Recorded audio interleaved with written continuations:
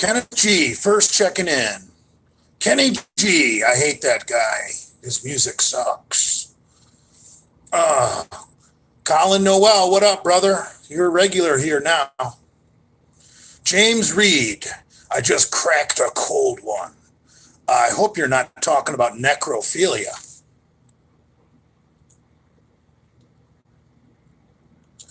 Jay, those squats look good, man. Back at it. I bet it was scary. No, actually, I think I was really prepared. And what prepared me to try and hit depth, even though I may have been a cunt hair above parallel, was doing that hack squat workout a week or two ago. So I really wanted to test my quads on the hack squat before I attempted a free squat without a box. So I was mentally prepared for it. 135 pounds without a belt. Yeah, but that's only a third of what I weigh, bro. No, all joking aside, if your knees are your weak spot, why the fuck would you support your back? And you wanna protect your weak link, not one of your strong suits. So that's why I was going with knee sleeves and no belt. I was protecting my weakness, and where I'm strong, I was not using a support aid.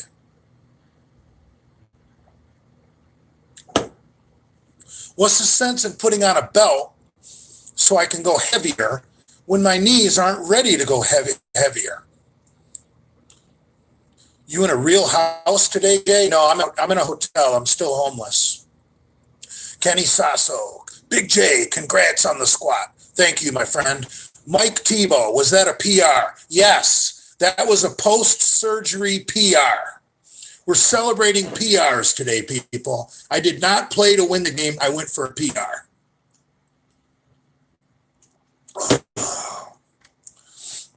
So anyway.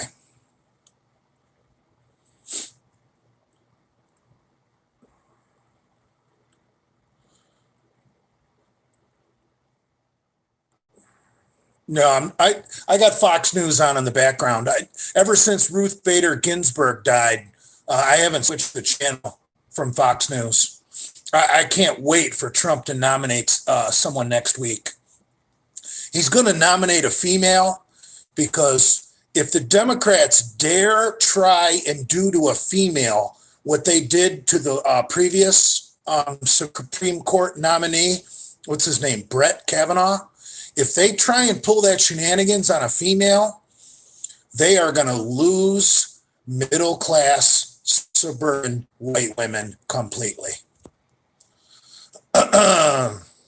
Ding dong, the witch is dead. Well, I don't know about that. Can you please, here's a great question. Can you please explain how Pomps got control and ownership of the Misfits merchandise line and why this was hidden from fans? I don't think it was ever hidden deliberately. What happened was Brad and Andrew really took that upon themselves, and really that was a volunteer effort between the two of them. And basically Lenny was just getting free money while Brad and Andrew did all the work. And, Brad would hook me up with a little bit of cash every once in a while, but my merchandise doesn't sell anything like Lenny's. So Brad and Andrew were basically ruining their fucking Friday night every time they did a sale, fucking boxing up fucking 200 packages. And those of you guys that live outside the United States, you know how fucked up some of those addresses are. Jesus Christ, I don't know how you people have such stupid addresses, for Christ's sakes. I'm going to move to Europe. I don't think anybody could dox me if I moved to Europe. So anyway, so Brad and Andrew got sick of it, and they were pretty much going to fucking just stop doing it. And I wasn't involved in the situation at all, but from what I understand, and I don't know this, Pomps said, "Hell, I'll take it over," and so Pomps willingly just took it over. Brad and Andrew gave him the pack. Call me. Pomps created that Delray Misfits gear Instagram page to try and promote the products. And Pomps actually gave me money from the very first sale. And everything was going fine. I never really had a problem with Pomps personally. I actually thought, I think sometimes his humor is funny. But what happened was, going back a few months now, after Hamburg and I got in that little squabble, and I had to kick Hamburg out of the private chat group for basically being a fucking backstabber and a fucking double agent, Pomps completely turned on me because of what happened between me and Hamburg. And I'm not even going to get into why I think that, because that just sends me down the rabbit hole. Let's just stick with the facts. So anyway, Pomps basically, ever since the Hamburg incident, Pomps' humor on his page went from promoting products to being malicious towards me. And it got to me. I'll be honest, it got to me, man. I got sick and fucking tired of it. So I fucking, said something to him a couple weeks ago or a couple of months ago. It's been a while now. And he, being the mouthy little fucking skateboarder he is, he said, I'm not scared of you. Well, then why are you telling people that you contacted the authorities and you're thinking about suing me? Tough guy. You're not afraid of me, but you claim you ran to the federal authorities and filed a report, and you're telling other people that you're thinking about suing me for libel and slander? Come on, man. So anyway, that's how Pomps gained control of the Delray Misfits gear page. And as unfortunate as it is, I don't think anyone's going to be buying anything from that website anytime soon. So Pomps should probably just give it back. But he won't do that. He'll probably, just to be spiteful, he'll probably just delete the whole goddamn thing. I would expect nothing less of him.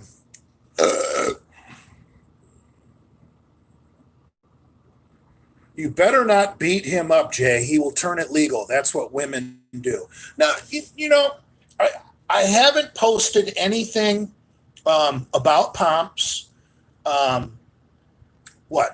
Since I went live the other night. If you check my page, my page is sparkling clean. I'm not bashing anybody on my page. I made some comments,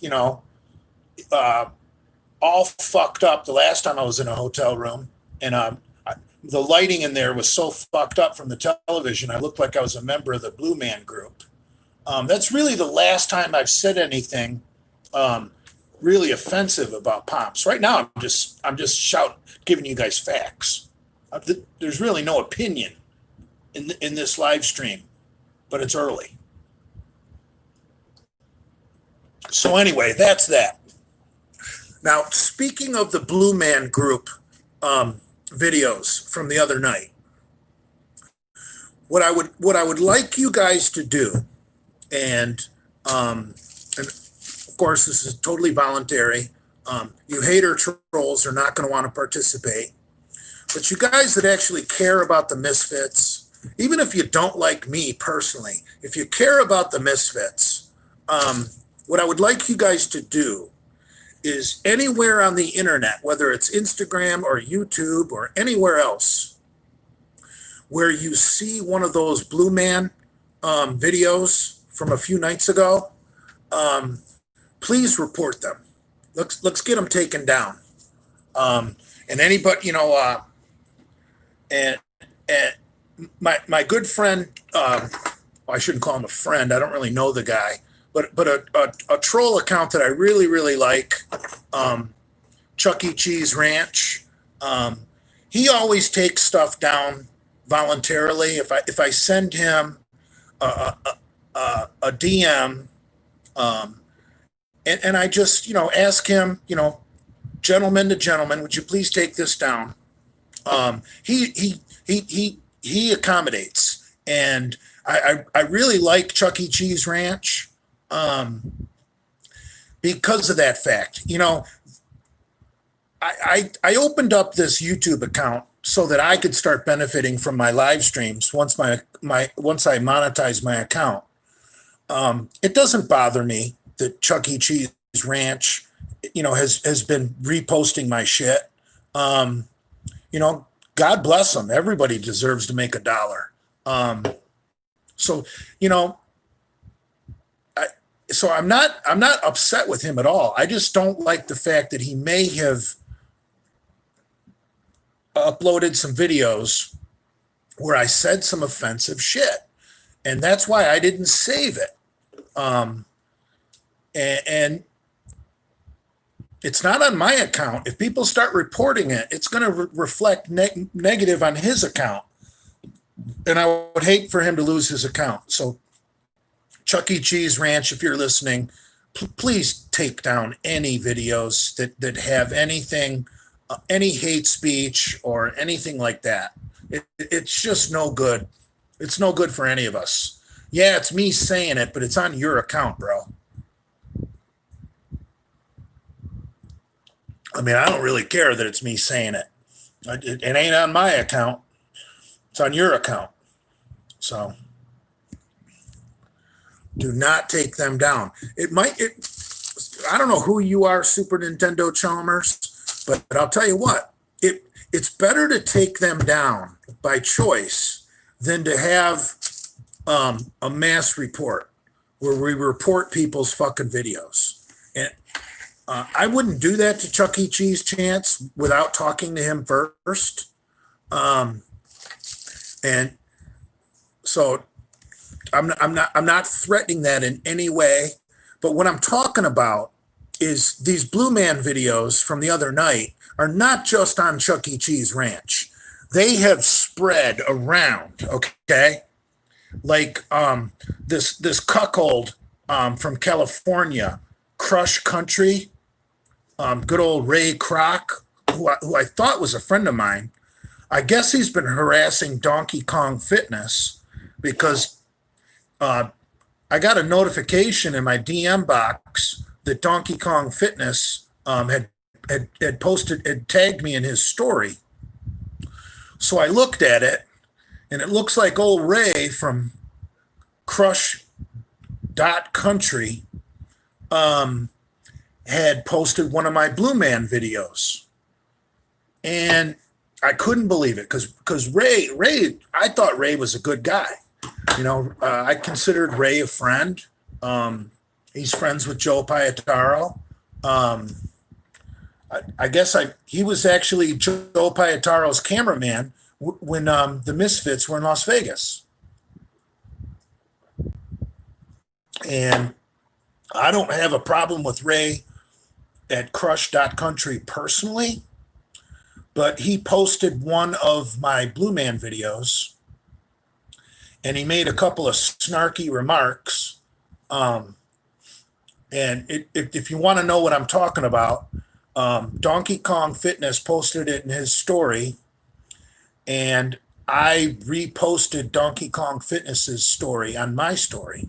So I just DM'd Ray asking him, what the fuck, bro? Why did you repost one of my deleted live streams? And he had a couple of fucking smart-ass comments back to me that he's not afraid of the trolls. So right here and now, I want an Order 66 on Crush.country. He says he knows all about the trolls. So you know what? Let's show old Ray what happens to people that try and make Jay Masters look bad by reposting his shit. Has everyone got that? Crush.country.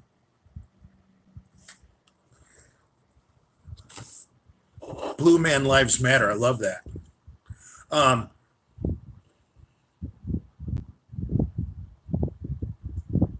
Is orders received, Father? Crush him. Yeah. Show old Ray. Old Ray doesn't seem to be afraid of the fucking trolls. And he seems awfully cocky. You know, I guess he's been reporting Donkey Kong Fitness's fucking videos. So let's show him. And Donkey Kong Fitness and I go back a while. He's definitely friendly to the Misfits. And you know, if you got a decent troll account that has a good reputation and it's been around a while and you're good to the Misfits are going to fucking stand behind you if you get in a jam. I'll tell you that right now. So I trust Donkey Kong Fitness that Ray has been messing with him because look at the post. It says country or Crush.country right on it. Here's another good question from Clarky Sink Goose. You still in the Misfits? I'm glad you reminded me because I want to get to a lot of different topics tonight. There is no Misfits, okay? The Misfits is basically Prince Andrew's YouTube channel. Outside of Prince Andrew's YouTube channel, there's nothing, okay? It's not like we have a clubhouse. It's not like we have matching jackets. We don't have membership cards. It's basically just Andrew's YouTube channel.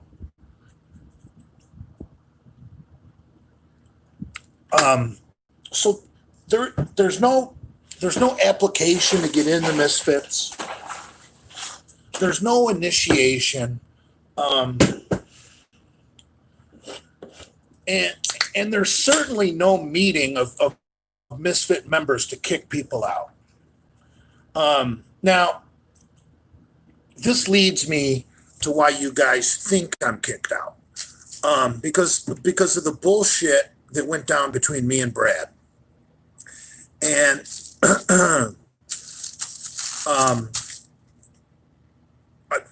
first off, this is a great time for me to say, dude, I don't have a hard feeling against Brad in the world or his girlfriend Valerie. So you guys that I appreciate you guys maybe sticking up for me or whatever, but you guys that dedicated troll accounts to attack Brad or attack the Taco Queen, please change the names of those accounts. I don't want anyone attacking Brad and Valerie.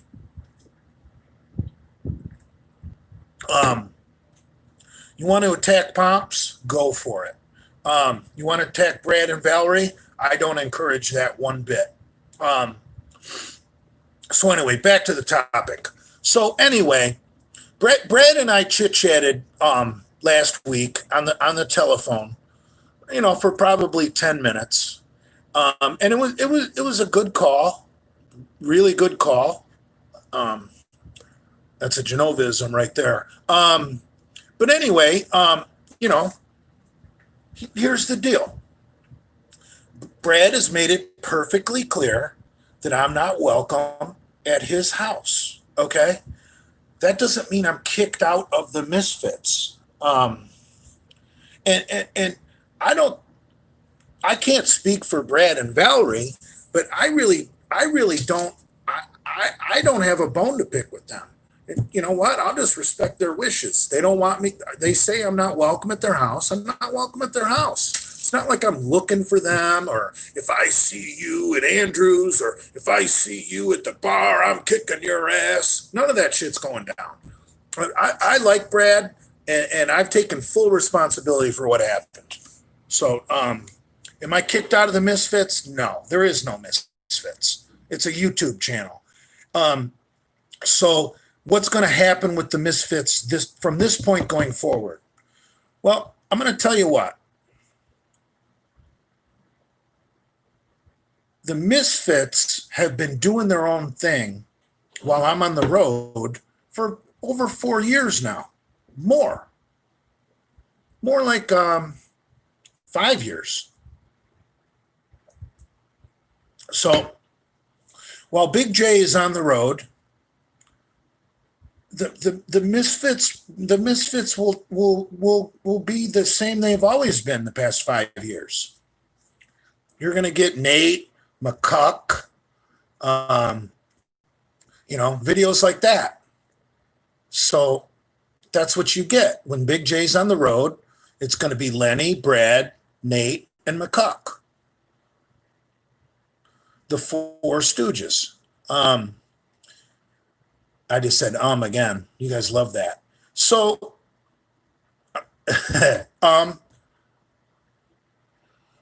so what's going to happen when I come home, I'm going to stick to Brad's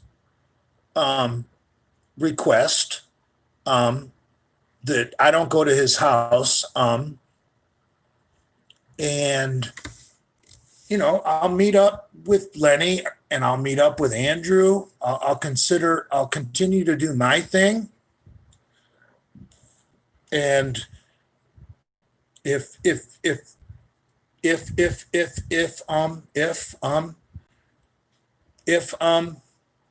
Andrew wants to do a gym video with me and Lenny and Brad shows up, I will be completely cordial with Brad. It's not like I'm going to say, well, fuck this. I'm not welcome at Bradford Manor. I don't want Big Brad Wolf being in our gym video. No, I'm not like that. I'm not some petty bitch. If Brad wants to come and do a gym video the next time I'm in town, I think that would be good. I think that would be great. Because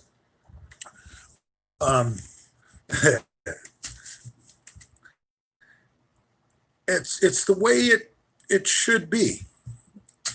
So that's that. What else do we need to talk about?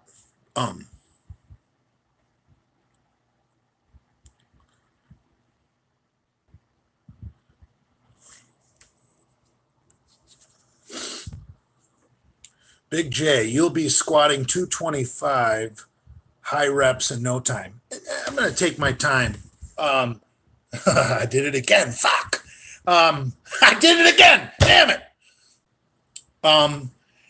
But I disagree. I'm going to take my time. Chad, I did it again.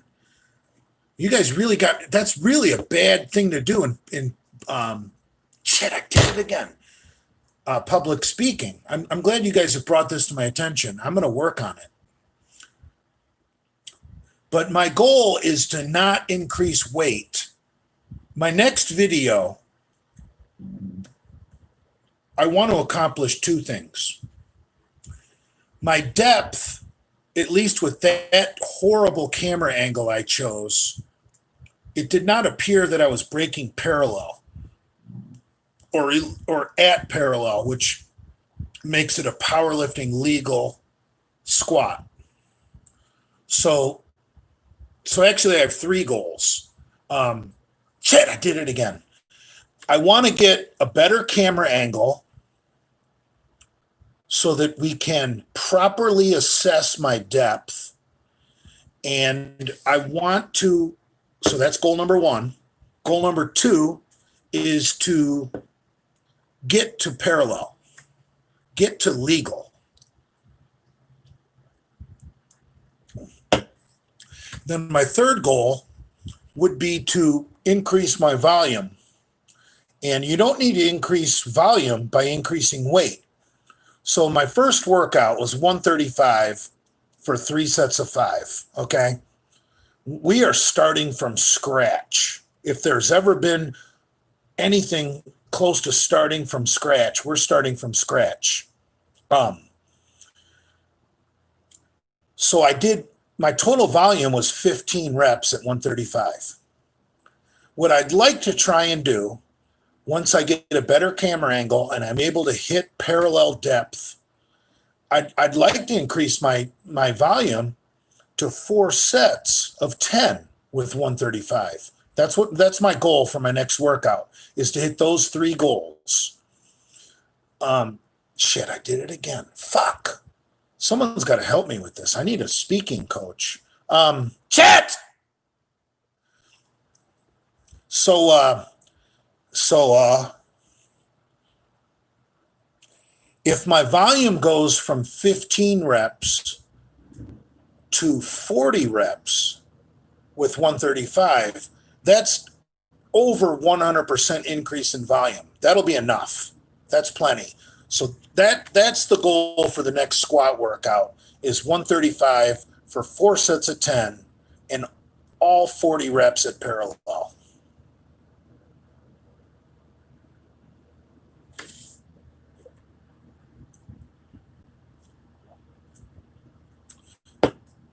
Are you taking your squat rack back from Bradford Manor?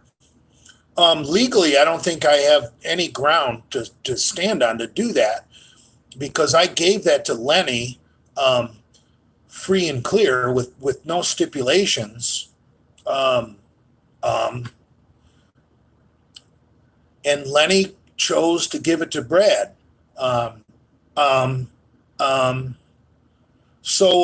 No, I have no plans to fucking. Brad is such a tough guy with that beard and all those tattoos. He would probably tell me to go fuck myself anyway. But no, the truth of the matter is, I'm glad that equipment is still in the family. And Brad may not be my best buddy right now, and I may not be welcome out there, but Brad is still family to me. Like, if someone was kicking Brad's ass, there's no question in my mind what side I'm on. So, Mr. Hipster with the tattoos and beard, he can talk all the tough shit he wants about Jay Masters, but he's still family to me. He's like my little hipster brother.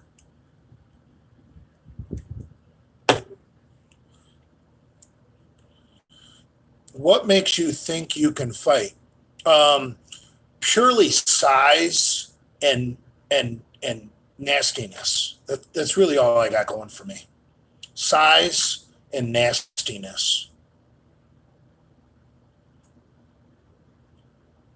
I mean, you can't buy size and you can't buy nastiness. I have 2, decent traits. Other people, what do they got? Technique? Yeah, technique is great. That just takes practice. Give me a little technique. I'd have size, technique, and nastiness. Oh God. You can't fight. Yeah, I know I can. I'm 51 years old, you idiots. Guys are comparing to me fucking to MMA fighters in their 20s. Give me a break.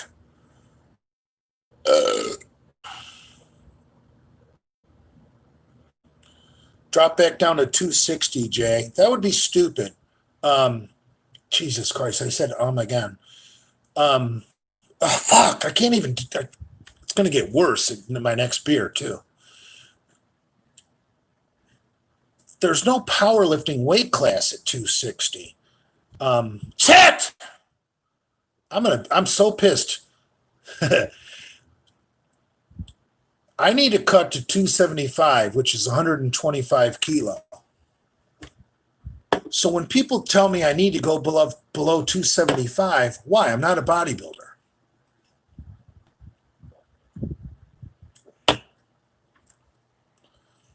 I mean, once you go under 275, the next weight class is 242. Like the great Stan Efferding, he's about that size now, and he's ripped. Yeah, I could go to 242 and have six pack abs and just be a pretty strong old man at 242 pounds with abs. That'd be cool. Um, it'd probably be a great thing to do too for general health. Favorite bulking meal? I would have to say steak and sweet potato.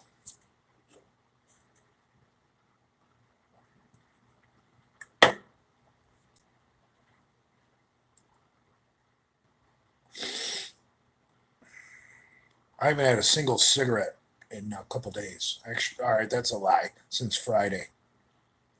What's the update on Hamburg? Hamburg is a complete cuck. Um, there's nothing to say about Hamburg. I like pork. I mean, who doesn't like baby back ribs? That's why I think bodybuilders can be somewhat gay at sometimes. You know, if a bodybuilder can't enjoy some baby back ribs, your sport sucks. Because just about every Olympic sport there is, besides maybe women's gymnastics, athletes can afford the calories to go out and have a nice dinner with some baby back ribs.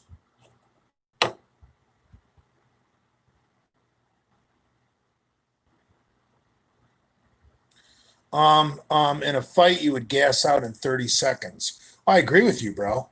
I'm a, you, but let's look at the statistics. Your average street fight winds up on the ground within 20 seconds. That it may not be exactly 20 seconds, but it's damn close. So all I got to do is tie up with the guy if he's a decent striker. All I got to do is tie up with the guy, get the fight to the ground, rest, and then hit him intermittently.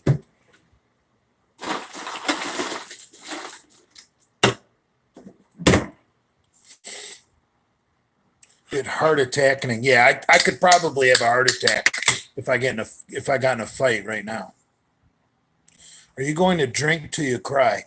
No, I'm going to cry right now. Do you want the Taco Queen's taco? That's not appropriate. Don't say shit like that. I told you guys I don't want you guys attacking Brad or Valerie on my page.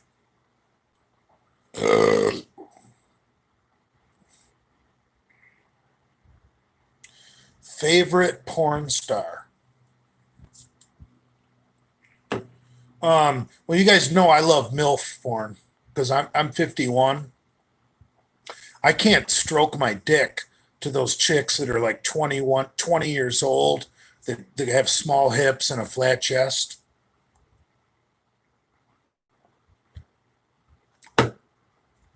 Those young skanks that still have like teenage bodies, that's disgusting.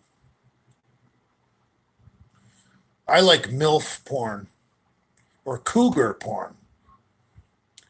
Lisa Ann is kind of washed up nowadays, but back in her prime, she was amazing. I also like that fucking over the hill bitch that I guess they pronounce her name Dumois, but it looks like Duxma because it's like French. She's fucking smoking. She kind of looks like Sarah Palin to me. I like stroking my cock to her because she reminds me of Sarah Palin.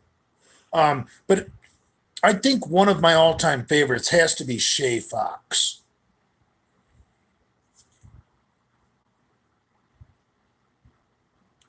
Yeah, that's how you spell Dumois. Looks like Duxma, but it's Dumois.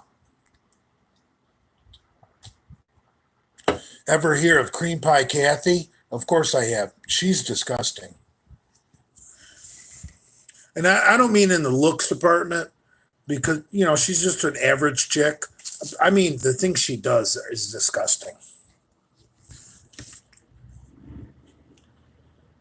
Yeah, Shay Fox, she's just amazing.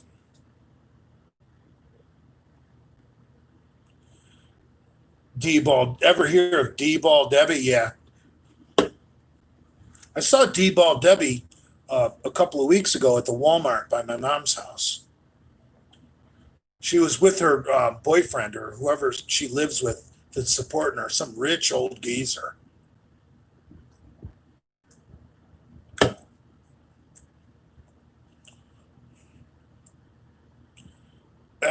Jay's secret favorite is Chanel Santini. Is that the tranny that PJ got busted for? Shay Fox is a size queen. I don't know what that means, but yeah, she's thick.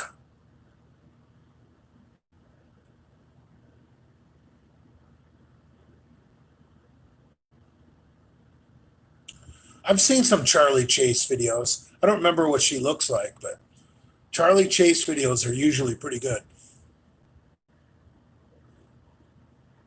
What's a size queen?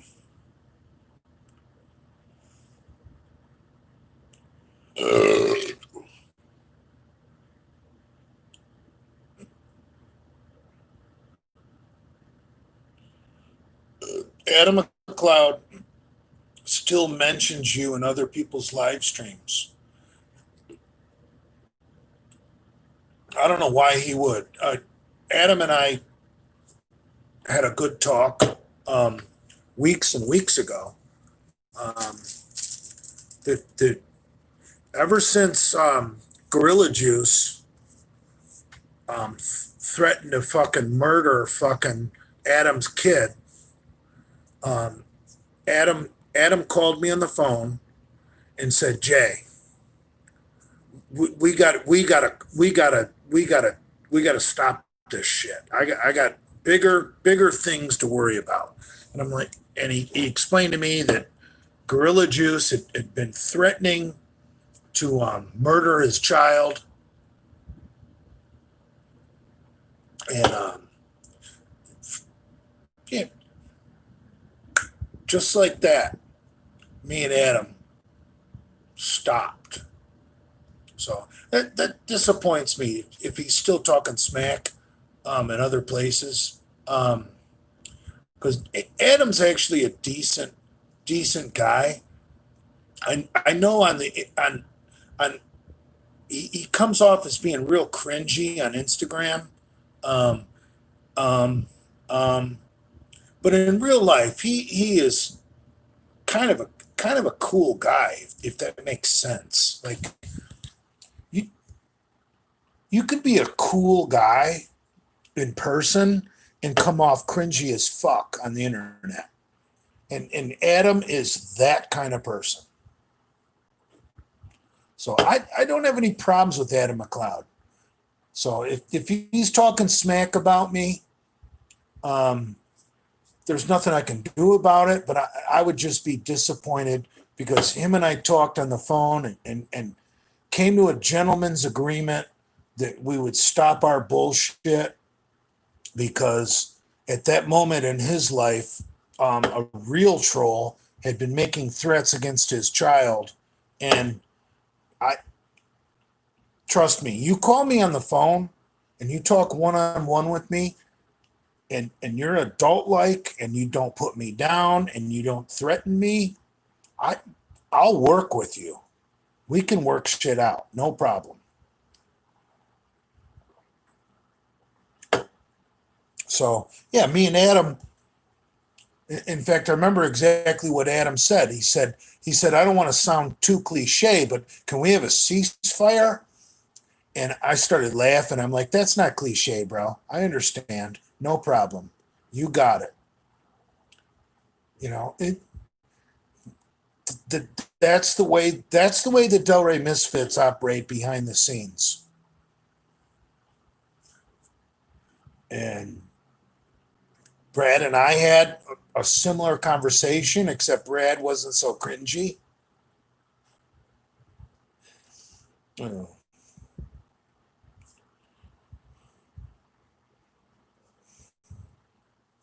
There are no misfits no more, baby. Uh,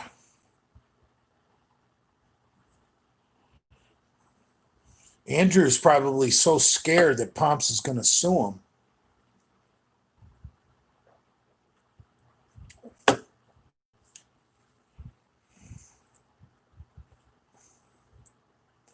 Pomps probably went out and trademarked the Delray Misfits name.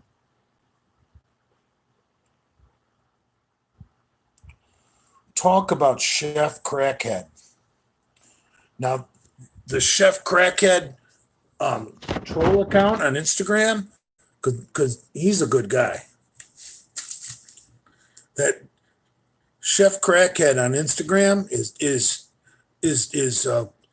a troll that is actually very friendly with me and the rest of the Misfits, as far as I know.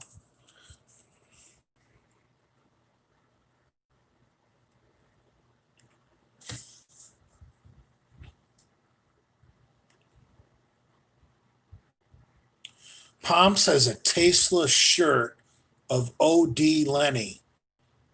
Money from overdosing. Oh, I didn't know that.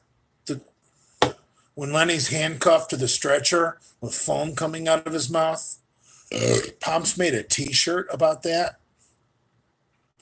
Dude, you trolls need to finish off Pomps. Like, finish him off.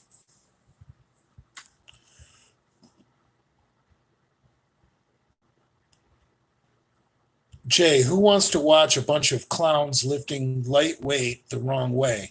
Misfits are done without you. Well, you bring up a good point.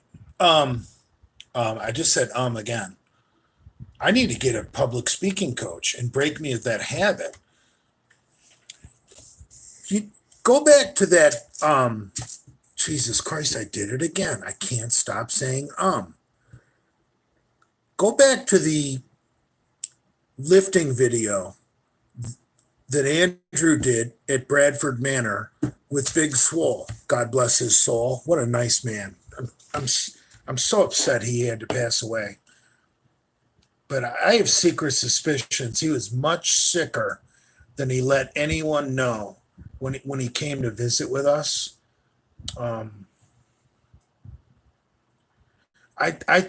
I think Big Swole was dying when he came to see us. And I almost think it was almost like an adult version of the Make-A-Wish Foundation. But anyway, that video when Big Swole was at Bradford Manor, and I suggest we do pin presses. And Big Swole backed me up 100%. And Brad's in the background just being a little cackling fucking bitch with his little 14-inch calves and his tattoos and his beard and his oversized fucking haircut. I mean, Brad's a good guy. He's a good friend, great to party with, can give a good haircut. But man, he really doesn't know anything about lifting weights. Brad learned how to lift weights just watching other people, I think.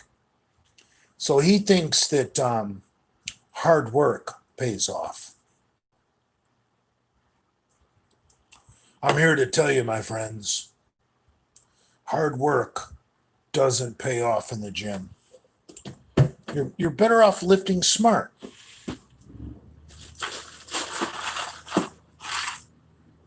Ask any power lifter.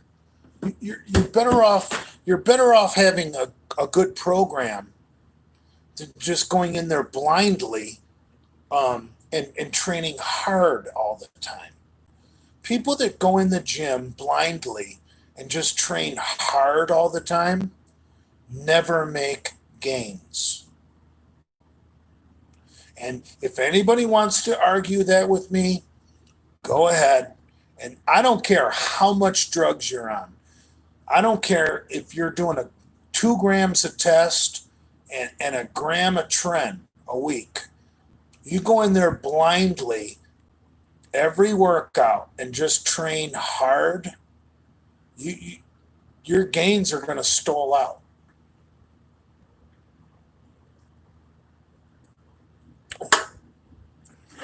A smarter lifter who knows when to go light and just get some reps in for some blood flow, um, to get the toxins out of the tissue and nutrients into the tissue is always gonna beat a guy who just goes in there every time and trains hard.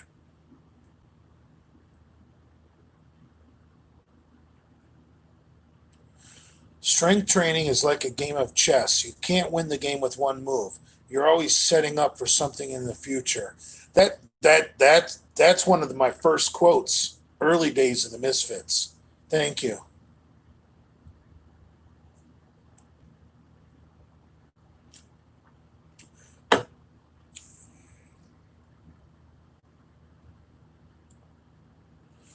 No, I didn't smoke the peace pipe yet. I haven't smoked grass in a few days.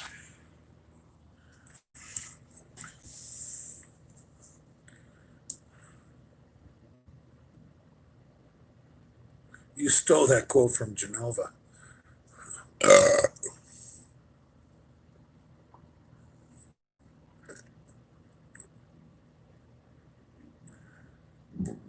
Yeah, anybody knows anything about lifting, whether you're lifting weights for powerlifting, bodybuilding, or sports, programming is key.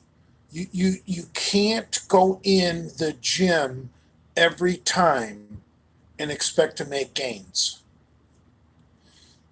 Guy, I'll expand on that. The last quote that I made years ago. Guys that go in the gym every day to try and fucking make gains, they're playing checkers, not chess.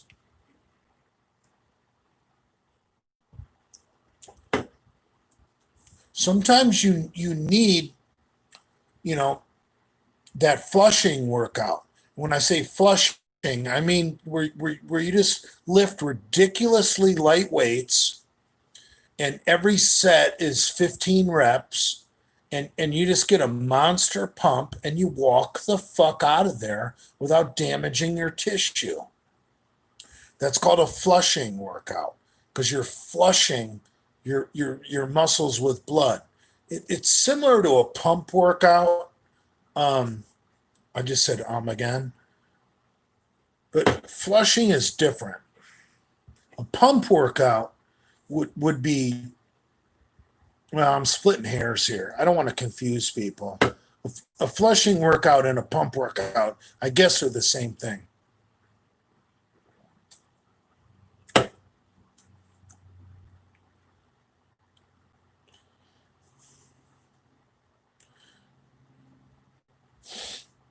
I mean, today was chest day for me, and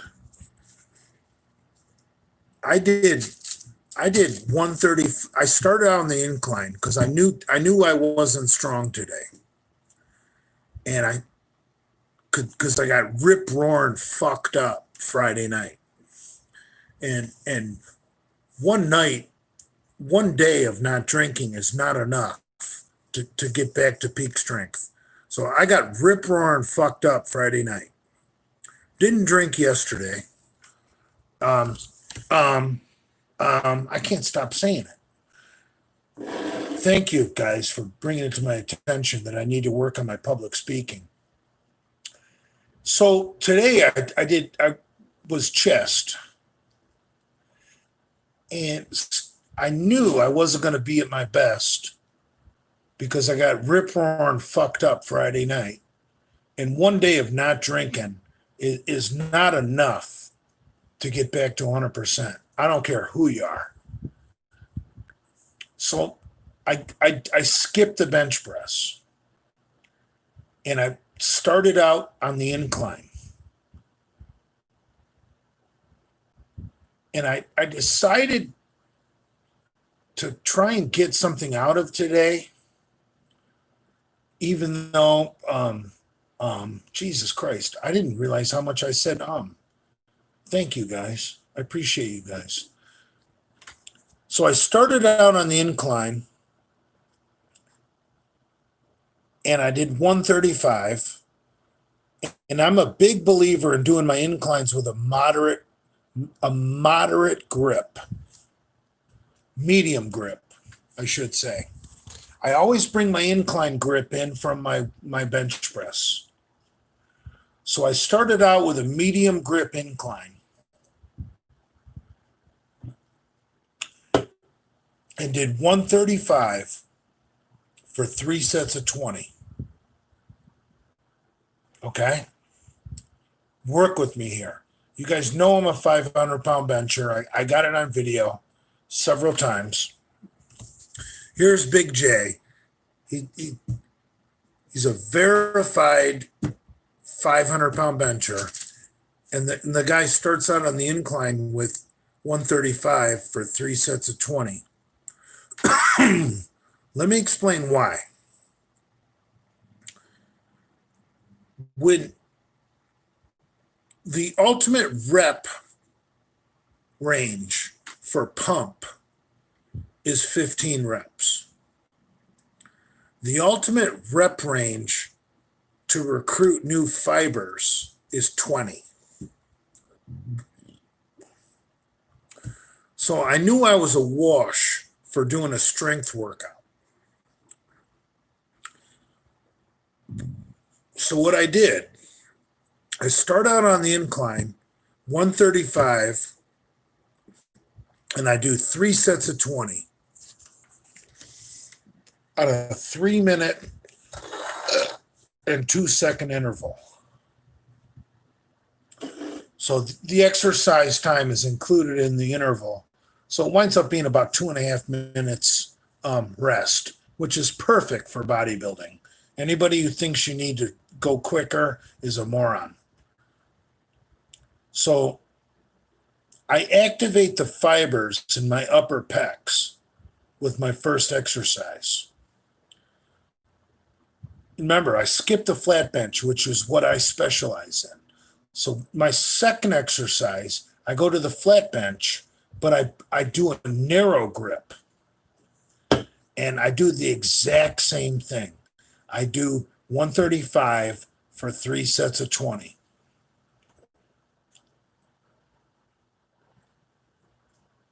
On a 302 interval, countdown, repeat. So my body's used to lifting heavy like a power lifter. My body doesn't know what to do with all these sets of 20. You know what I'm saying? I start out with the incline, which my body isn't expecting. And then I do my close grip flat second. So then I go to my third exercise, and I get on the hammer strength incline, because the principle of first and thirds, if you want to work on a range of motion, you should always train that range of motion first and third.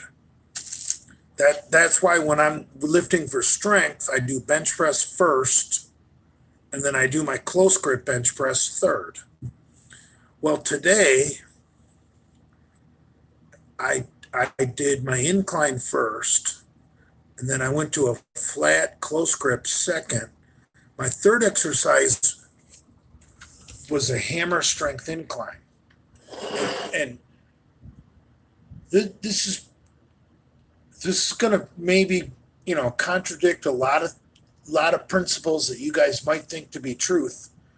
I actually went heaviest on my third exercise, my hammer strength exercise, because I'm a firm believer that positions create power. I learned that through track and field. You can be strong as fuck, but if you're going to throw the shot put or the discus and you're in the wrong position, you're not going to make any power.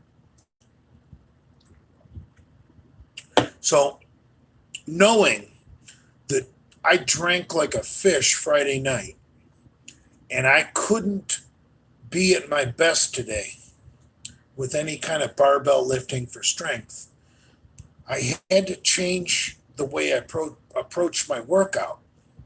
So I trained positions, okay?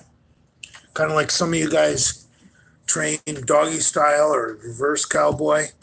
So by the time I did all those reps on my first two exercises, I get to the hammer strength incline, my third exercise today. And by this time, I've consumed a shit ton of fluid. Sorry about that. It's one of the problems when you get doxxed is people try and call you during your live stream.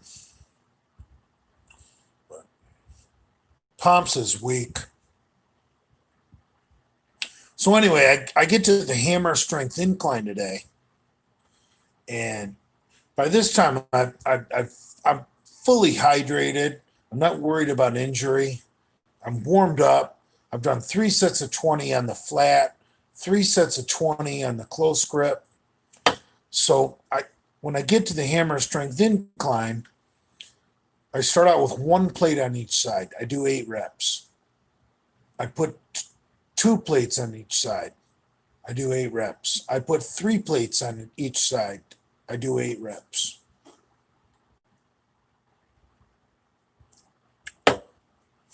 I put a 4th plate on each side of the hammer strength incline, which isn't a lot of weight. I'm sure plenty of you guys can do that.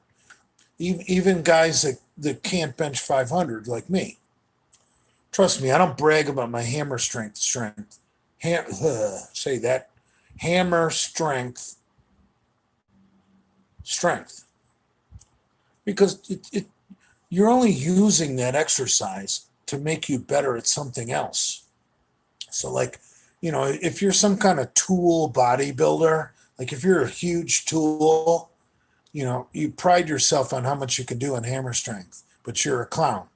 So anyway, I worked up on my 3rd exercise of hammer strength incline and with 4 plates on a hammer strength incline. And I'm not lying to you folks. I only got 6 reps. I'm not, but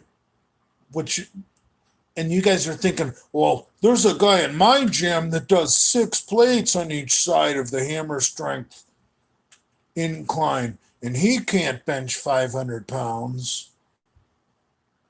Exactly.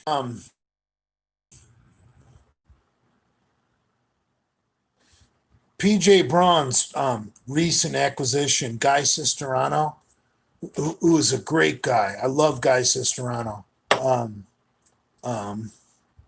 not trying to put him down, but a bodybuilder like Guy Cisterano, who has been on the Olympia stage, he can ruin me on a hammer strength incline, okay?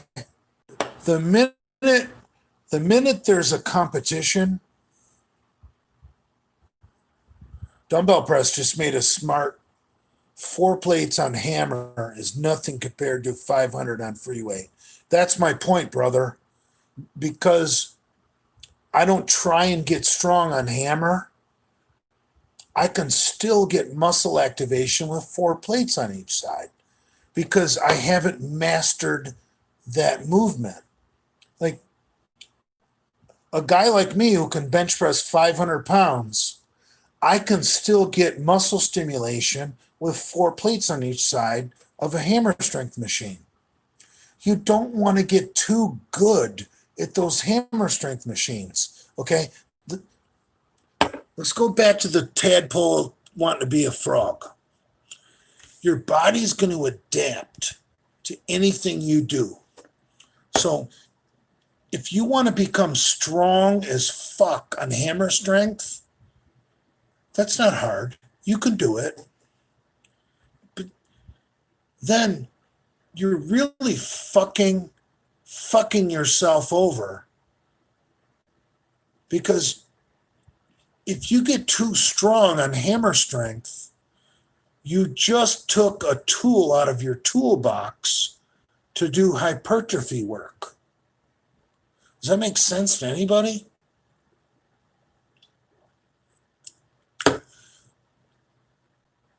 Hammers, oh, here we go. Hammers are the icing. Free weight presses are the cake. Exactly. Web app 31. That's my point. That's my point.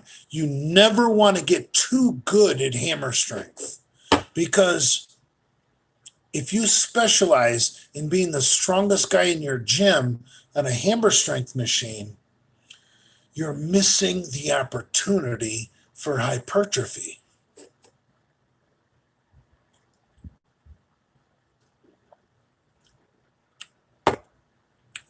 Brad Paul, that's funny.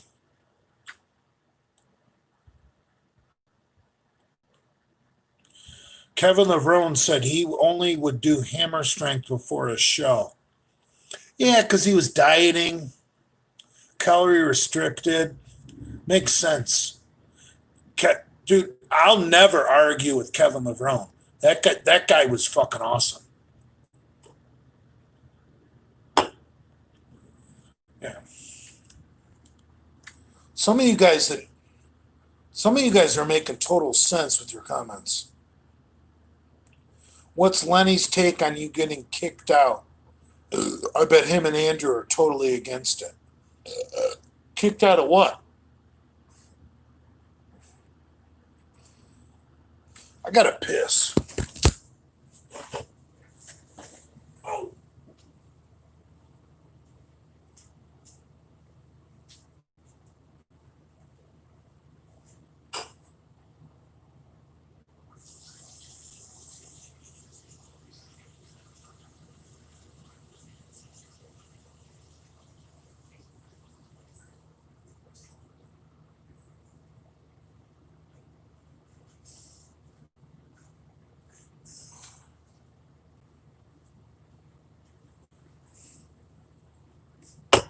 Oh.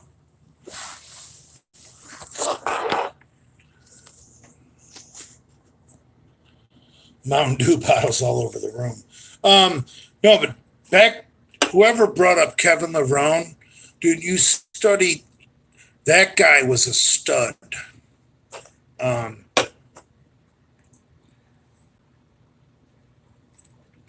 Kevin Levrone, there's a video on him on YouTube of him doing 495 for a triple. And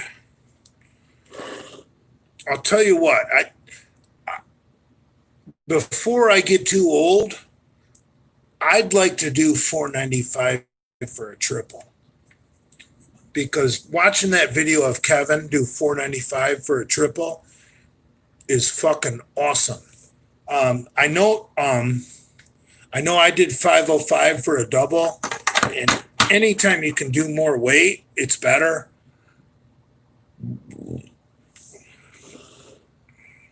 You know, maybe Kevin's never done 505 for a double. I've never done 495 for a triple. So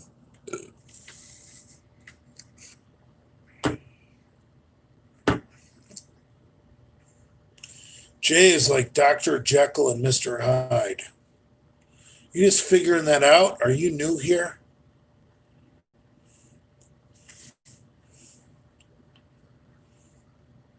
I'm exactly like Dr. Jekyll and Mr. Hyde.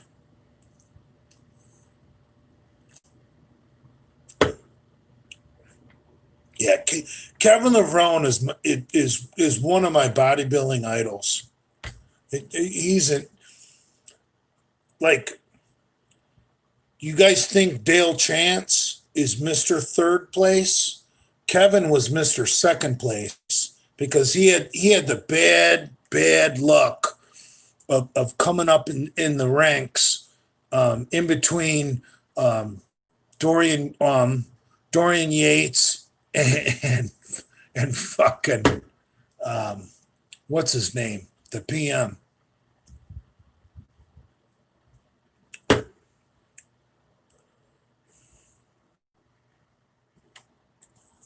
Ronnie Coleman. Yeah,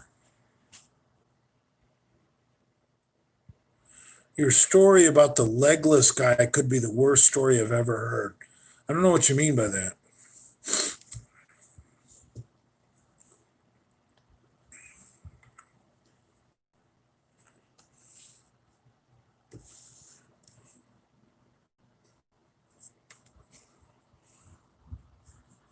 Did a Puerto Rican confront you online? No, that's my friend.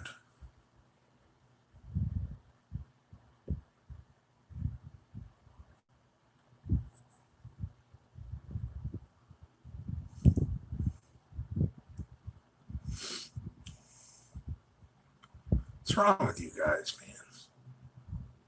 You guys are so fucked up.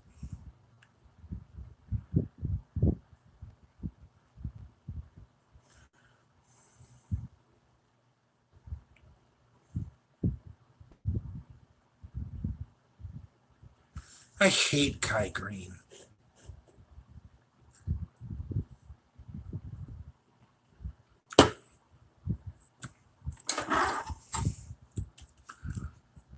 You know what I'd like to do to Kai Green's ponytail?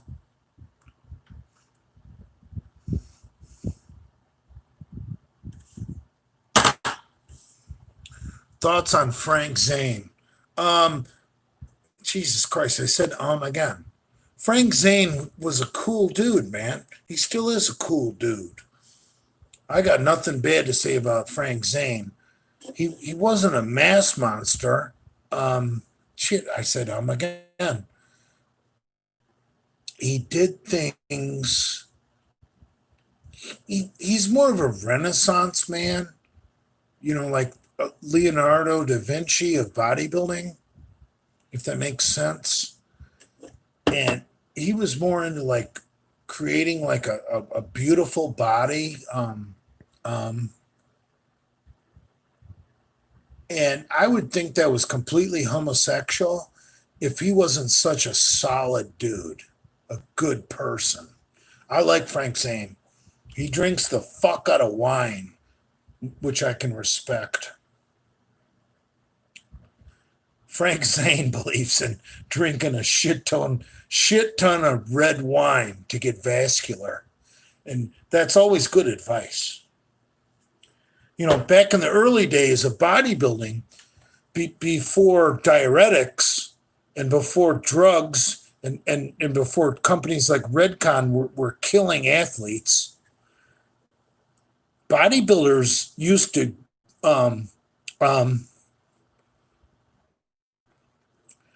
common practice was you should drink 2 big glasses of red wine the night before your show because it'll bring your veins out.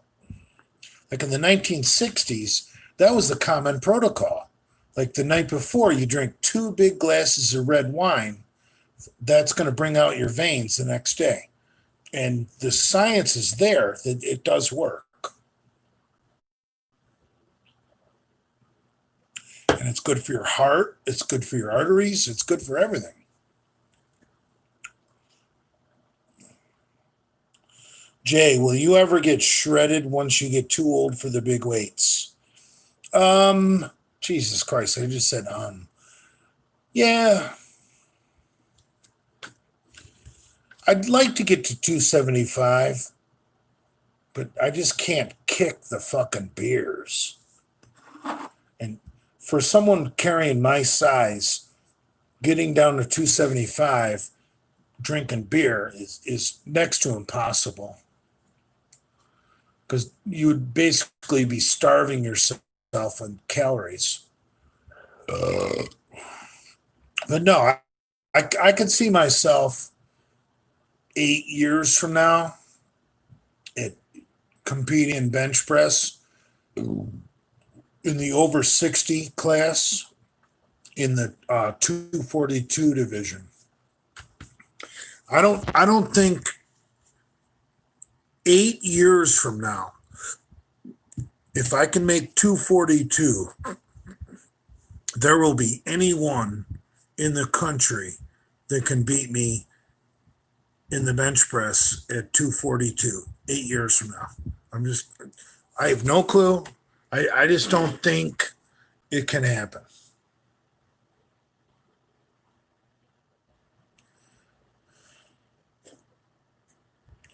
8 years from now, the over 60 division in the bench press, I think I can win nationals.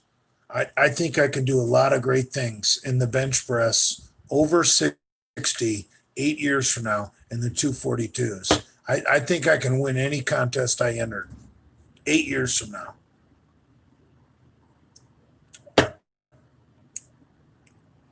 Hey, Jay, can I do?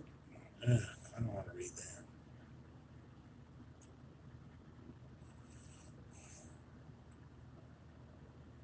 You honestly think you'll be alive in 8 years? Yeah.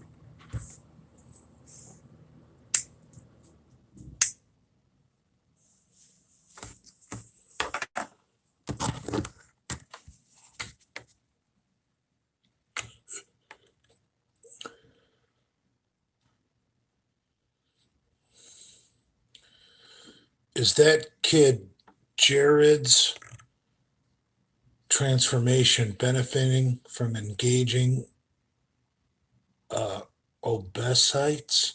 I don't know what that means.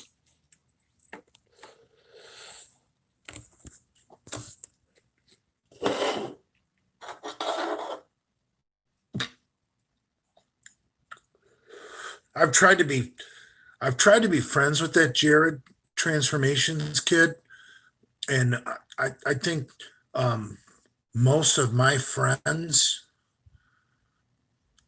have tried to be good with Jared's transformations. Um, Jared is unwilling to be coachable. I just said again.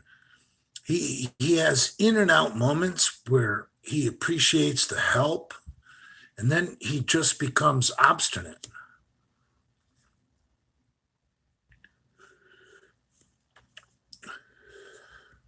He he gets a girl, that might give him some attention, and then he completely obsesses over her and drives her away, which is the sign of an autistic. Um, I just said again.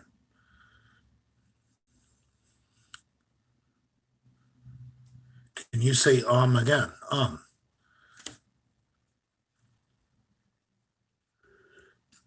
I like Jared's transformation. He seems like a decent kid. He's got huge nutsack for getting up on a bodybuilding stage without a proper prep. I told Jared, you got a huge set of titties because I think he used to be fat. Jared needs to do a gyno protocol, which would be um, heavy doses of Masteron stacked with cabergoline and probably Winstrol with maybe a TRT level of test. That would be the perfect cycle for Jared. TRT levels of test, a high dose of Masteron, cabergoline, and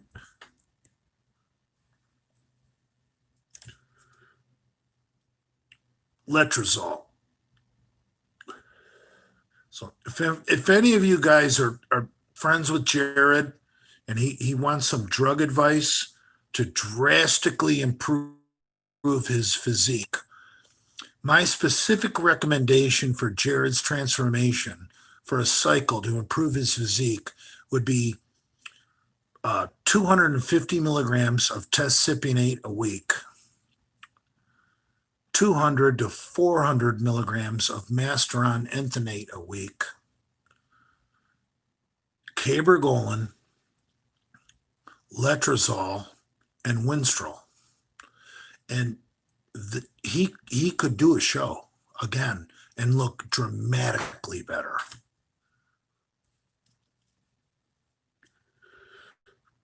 Because he got pretty lean for that show he did. You know, for an autistic gentleman, he looked good, but he had those big saggy fucking nipples, and he just doesn't understand that it doesn't.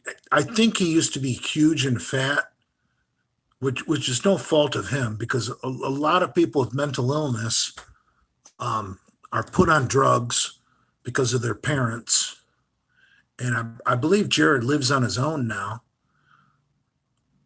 And he's actually a high functioning autistic. I think he lives on his own. He maintains a decent job, but he doesn't listen.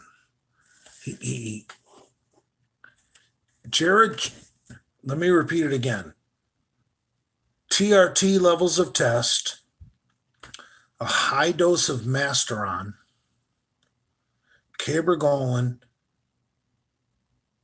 and letrozole. And that kid's titties would shrink. And I think his self-esteem would rise dramatically, and he wouldn't be so obsessed with the next woman that gives him the time of day. Jared's problem is anytime a woman gives him the time of day, he becomes so obsessed, starts talking about how they're in this serious relationship. They get scared as fuck and they run away.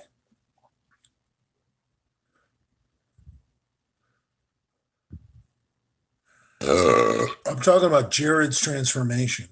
He's a nice kid. Real nice kid.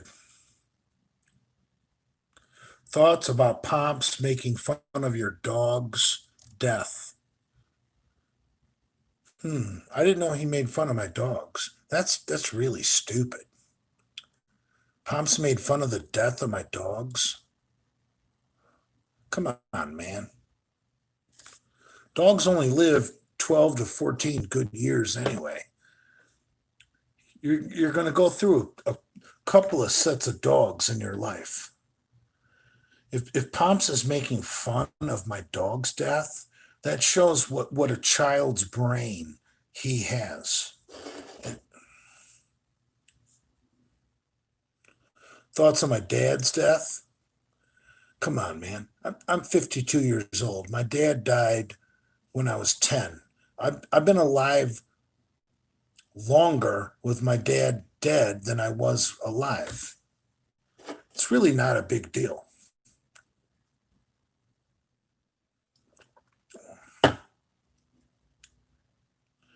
Thoughts on race mixing? That's a great question. And I'd like to quote the Bible. If we go back to Genesis, the Bible talks about Adam and Eve. It doesn't talk about Tyrone and Eve. That's all I have to say.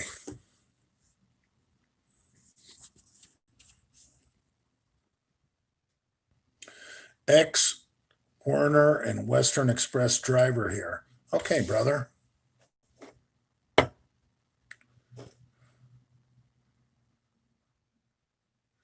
Jay, what do you think you could have got on your bench if you knew of your potential early in your life?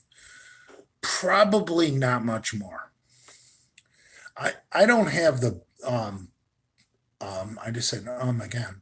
I don't have the bone structure to be a 600 or 700 pound bencher. I just don't.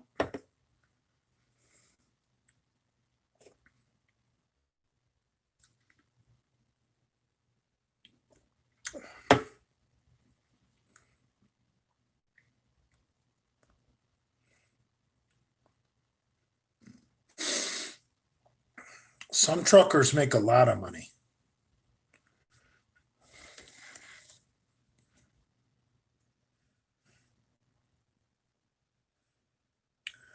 I'm happy making a modest living because I don't have any expenses. What do you think America would have become if they didn't took black slaves? America would still be the strongest country in the world without slavery. I think before slavery, the world leader in textiles was probably India. And during the slavery era of the United States, the Confederacy became the number one producer of textiles. And then after slavery, it went back to being India.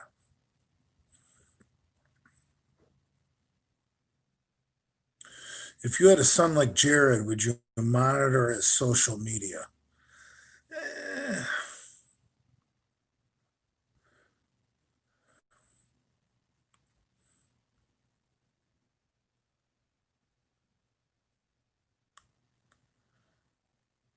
cotton, not textiles. No, look it up.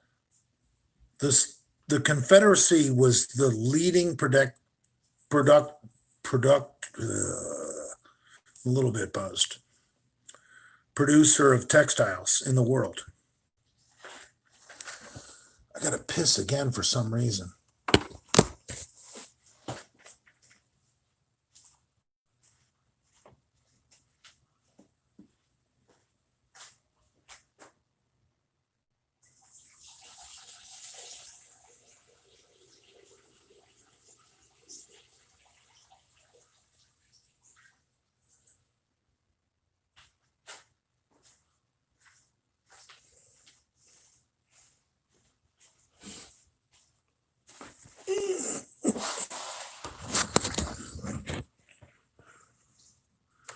Jay's prostate about to explode.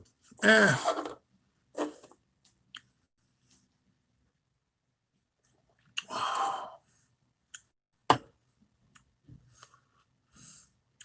Are you jealous of Kalura's 650 bench? Absolutely not. I, I, dude, I'm 51 years old. I'm not going to be jealous of weights any young man can do, ever. That would be stupid.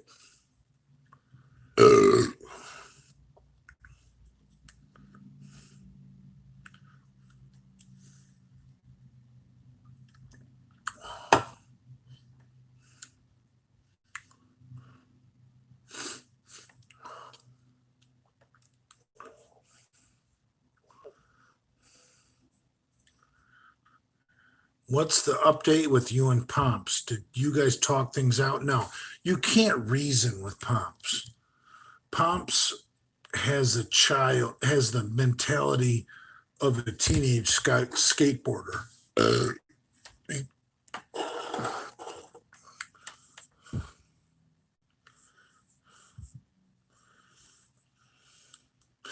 when I talk about, you know, mending fences with people I had little internet feuds with, like some of the great ones like Dale Chance or Big Brad Wolf or Adam McLeod.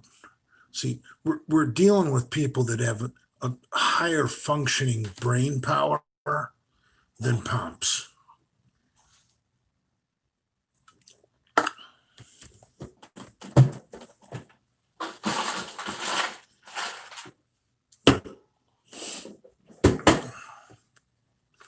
Jason Blaha. Um, um, Jason Blaha is kind of a clown, I think, but whatever. I mean, considers himself a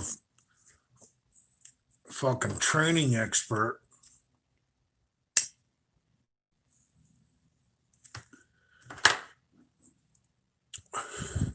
Then he gets on there and, you know, thinks deadlifting 500 for a single at 40 years old is good.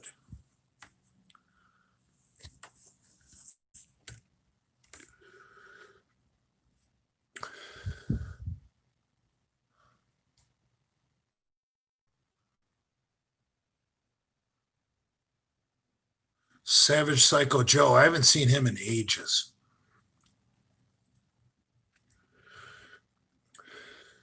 Savage Psycho Joe is actually stronger than Blaha. I mean, that's how.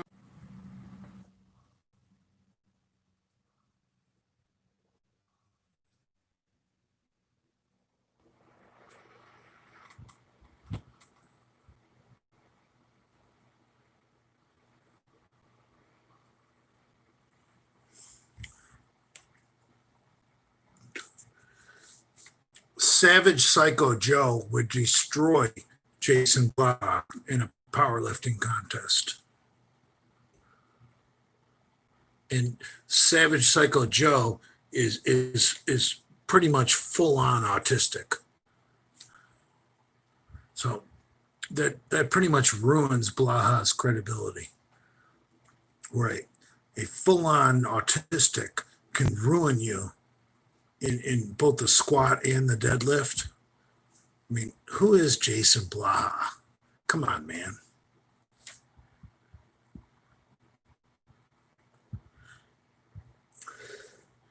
I'm probably 10 years older than Blaha, and he bench presses like what? How much does Blaha bench? And I do 500, and I'm 51, going on 52. And hell, I'm not a very good deadlifter anymore because of my injury. But shit, you guys saw the video at Bradford Manor a few months ago during the COVID lockdown. I did 405 for 10. And until I strengthen my quads, I don't see the point in deadlifting any more than that. If I were to work on my deadlift, that would only make my strength imbalance in my lower body worse. And you never want to make an imbalance worse.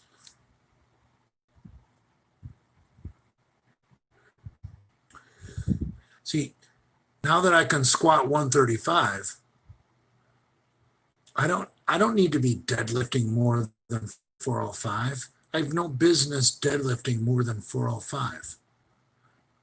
If you can only squat 135 to parallel, what business do you have deadlifting more than 405? You don't. You don't. It would be a practice in futility. I need to work on my quads. And for some of you clowns that think, oh, Jay, you need to be doing a bunch of isolation work. No, that's the wrong approach, brah. The way you strengthen your quads is through the hack squat machine. Or if you're totally old fashioned and totally hardcore, I would say the front squat. But a guy like me who has surgically repaired knees, I'm not going to waste my time with the front squat. That that would be counterproductive to my progress. I have no business doing front squats. I would rather train my quads in a controlled environment, like a hack squat machine, which is still a compound movement. There's safety and it's a controlled environment.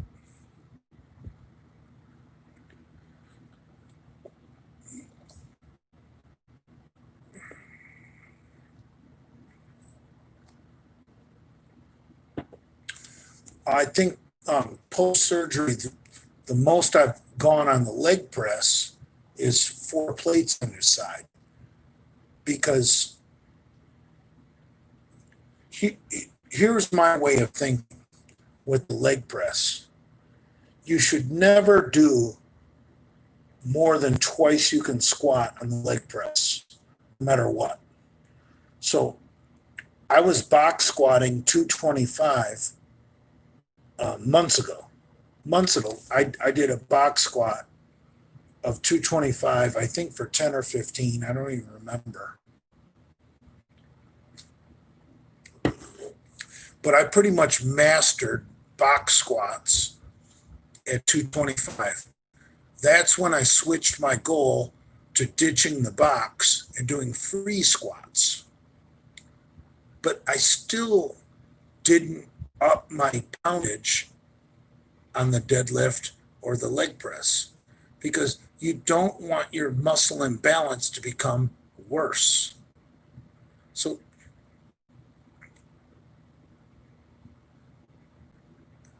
here I am starting my free squat at grassroots, back to basics. I did 135 for 3 sets of 5 my last workout. Who the fuck am I to be leg pressing any more than 4 plates on each side? It's stupid. You're not going to impress anybody with what you can leg press. And yeah, sure, deadlifting 405 for 10 or 15 or whatever I can do. Yeah, that's nice. But you have no business adding weight to your deadlift until your squat gets better, because you want the balance to come back. If anything, I should be doing more work on the hack squat.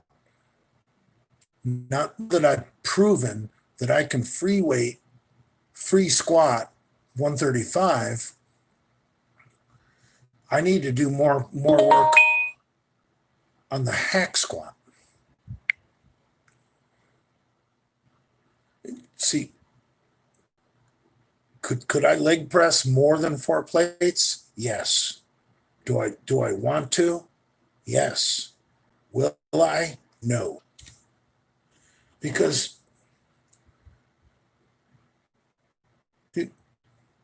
remember,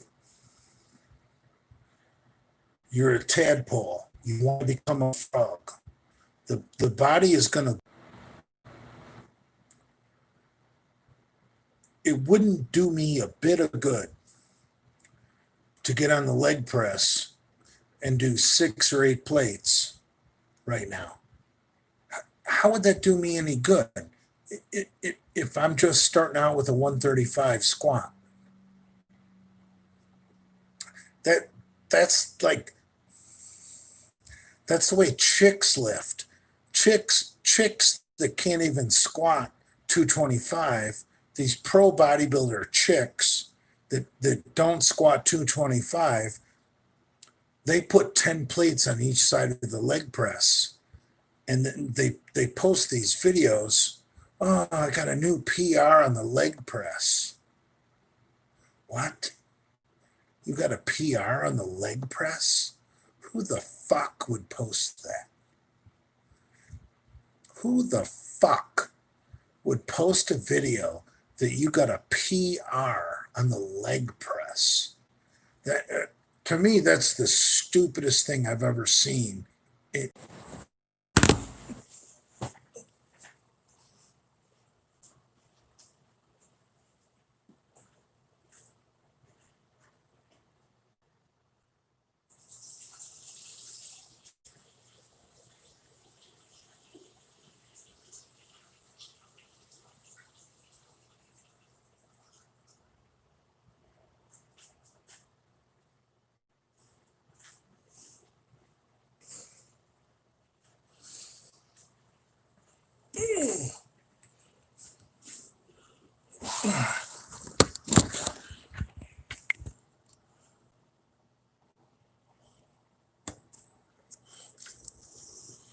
Oops, I accidentally switched my camera.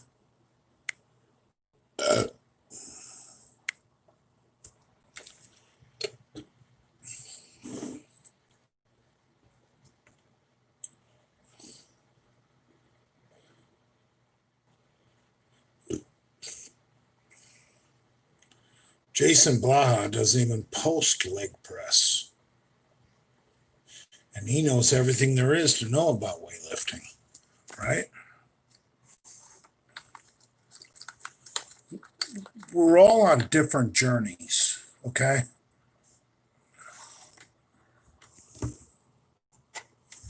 My journey is much different than most people's.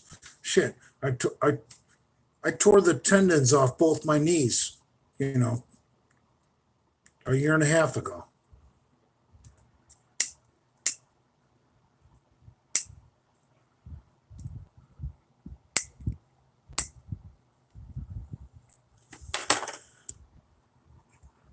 So what I'm doing for lower body, that is what everybody should be doing, but it's what works for me.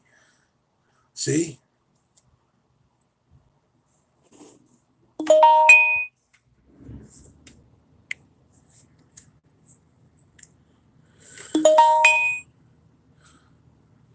My friend David from Ocala is texting the fuck out of me. He obviously doesn't know I'm live on YouTube right now. Those of you guys that don't know who David is, he's the Puerto Rican gentleman from Ocala that I went live with the other night. And he's a great guy. Really good guy.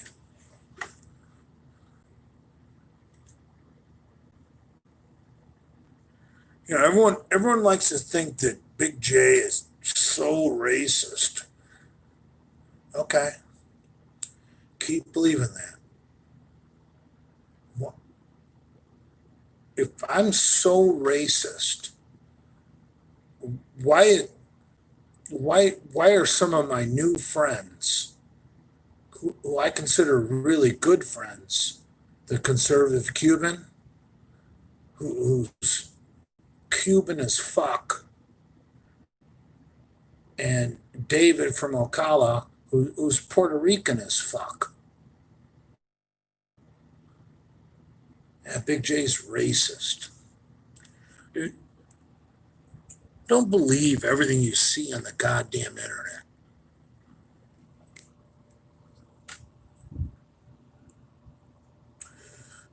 I treat people one person at a time. One person at a time. Now, am I prejudiced? Goddamn right I am. I'm the most prejudiced person you've ever seen. But am I racist? No. Because I treat people one person at a time. And if you're from a race or what an ethnic group that I'm not particularly fond of because of my prejudices, but you're a great person, you can be my friend.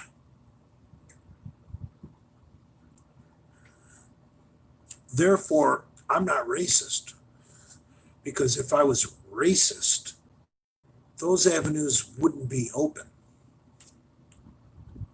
That's the difference between being prejudiced and racist. You can be prejudiced. And I think we're all prejudiced. If you don't think you're prejudiced, and I don't care what race, religion, or creed you are, you're prejudiced. You just are. Unless you're a fucking Democrat out there marching with Black Lives Matter, you're probably prejudiced. And you know what? Being a little prejudiced isn't bad. It actually protects you.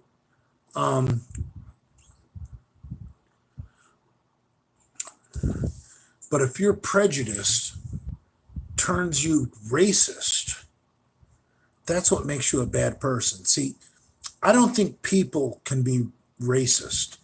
I think racism is a policy issue. Okay? Like,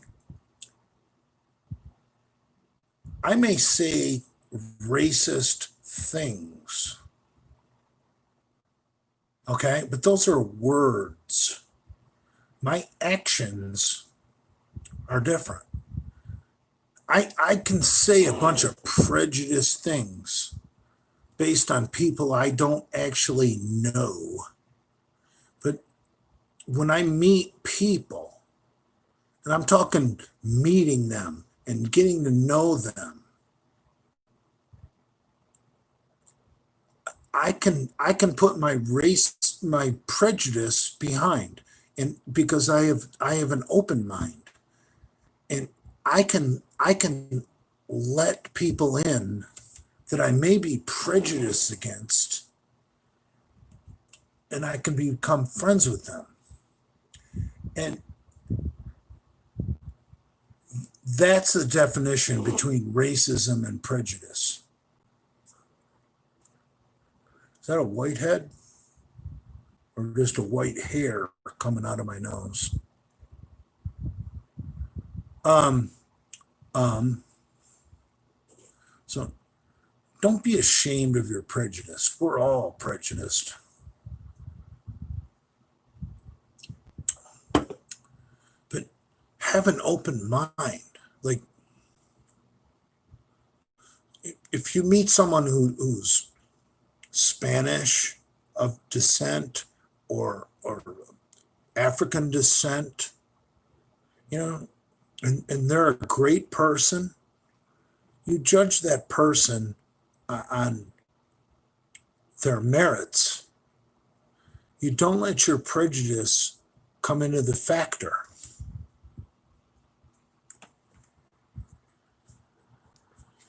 Now, does having a Spanish friend or a black friend, does it make you not prejudiced? No, hell no.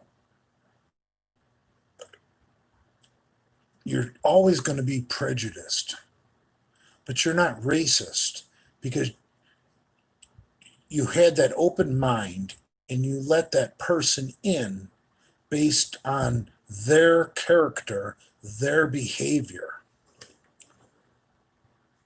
And that's what counts. You can't control your prejudice. That has to do with where you came from, how you grew up, your environment, your past experiences. We all have our prejudices. But have an open fucking mind. That's what, when you close your mind and you're not willing to look at other people, that's what makes you racist. See, to me, people can't be racist. To me, your policies make you racist. And I have no racist policies. I may have my personal prejudices, but that's personal. I don't have any racist policies. Like, I've never said I can't be friends with a black person. I can't be friends with a Latino person. That would be completely fucking ignorant. And see, the Democrats, they want to try and guilt trip us into thinking that everybody who's a little bit prejudiced is racist. It's not true, man. It's not true.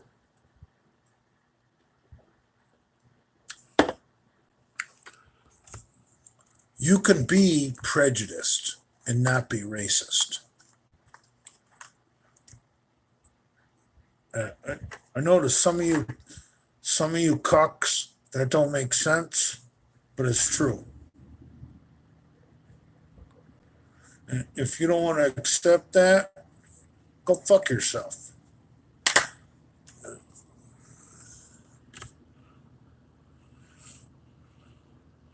I treat people one person at a time.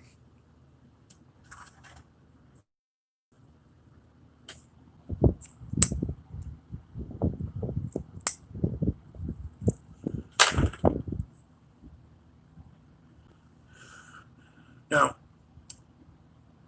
what makes me prejudiced is I had some preconceived ideas about that person before I ever met them. And I admit that's true.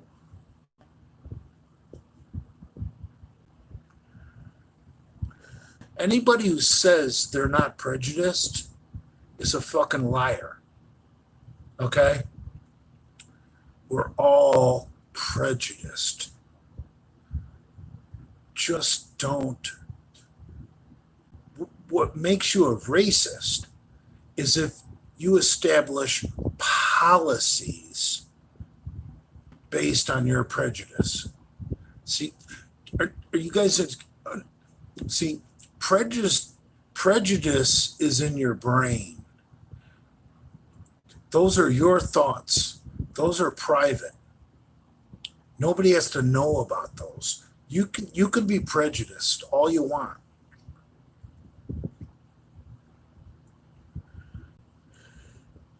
But the minute you act on those prejudice, that's when they become policy.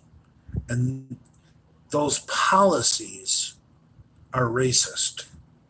See, the person is not racist.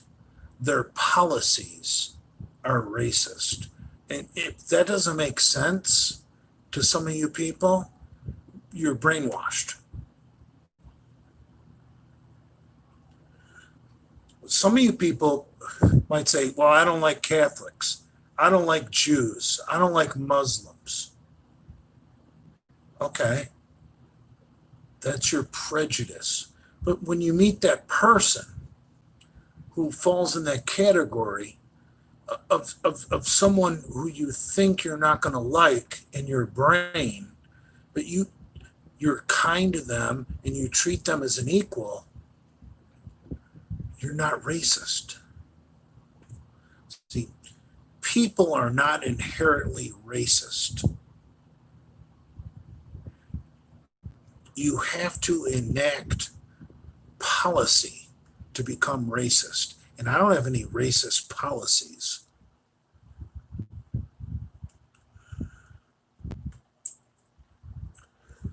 I don't know if that makes sense. And it might be too high of level of thinking for a lot of you guys, but that's the fucking truth.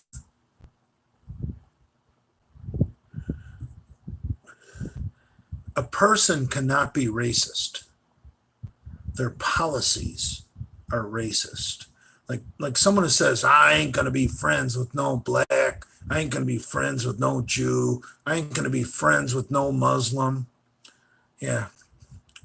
Those are racist policies. I agree with that 100%. But you can be prejudiced and have those thoughts. But if your actions are what make you a racist. And I don't think I've ever done anything racist in my life. And that's my policy. So someone that wants to judge what you think in your brain, and sometimes your words come out wrong from your brain, that doesn't make you a racist. It makes you prejudiced. And we're all prejudiced. And anyone who says they're not prejudiced is a fucking liar. You grew up among your people. You're gonna be prejudiced. It's just the way you are. All right, I gotta piss again. My prostate's screaming.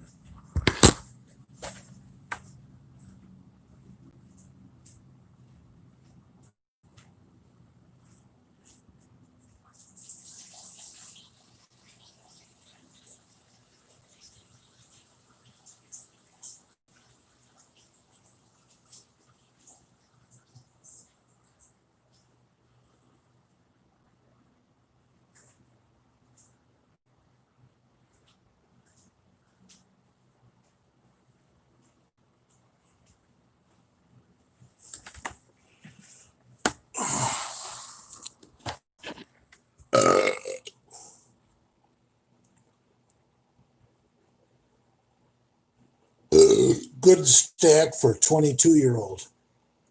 Donnie Bravo. At 22 years old, see, I don't know anything about you. Okay, I'm back. Is still above 600 or 700. A cycle, I think, could be counterproductive.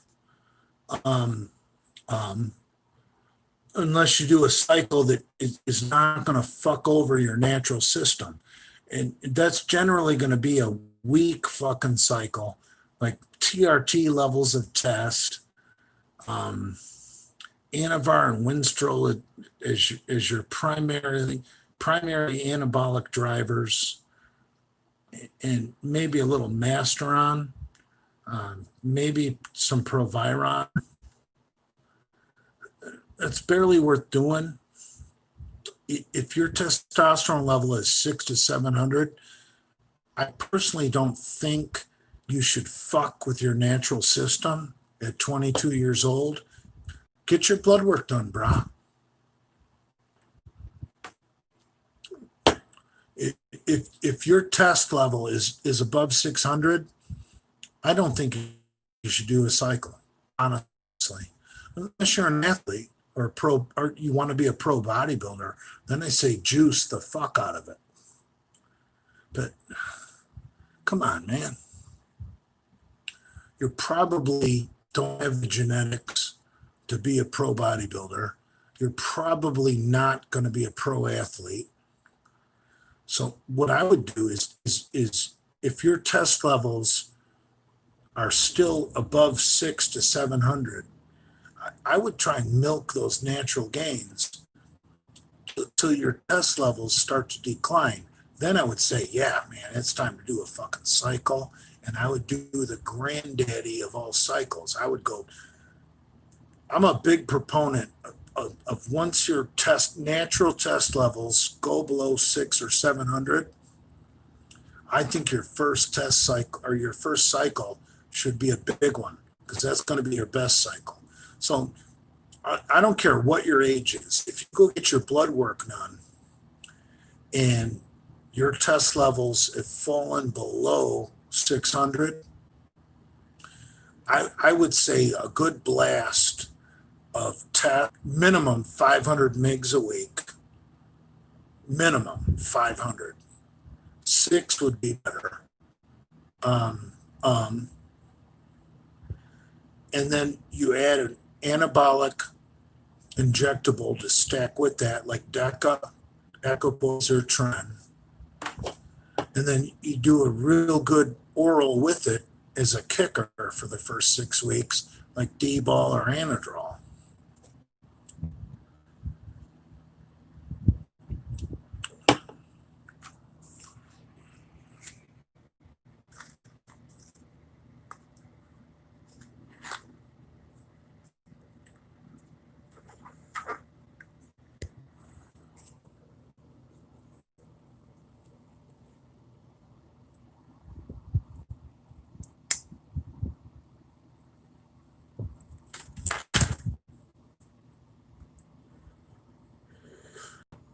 See, I made the mistake of doing a D-ball cycle, D-ball only, when I was in high school.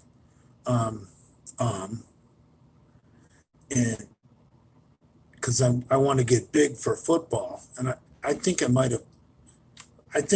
may have fucked me over short term.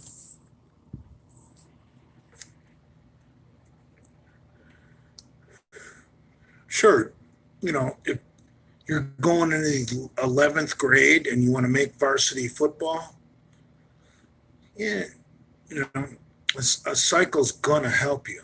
But do I recommend that? No.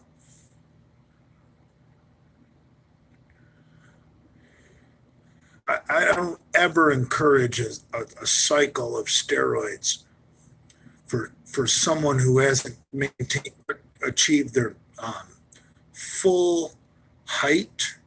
I mean, if you cycle in high school, you might wind up short, Bill Chance or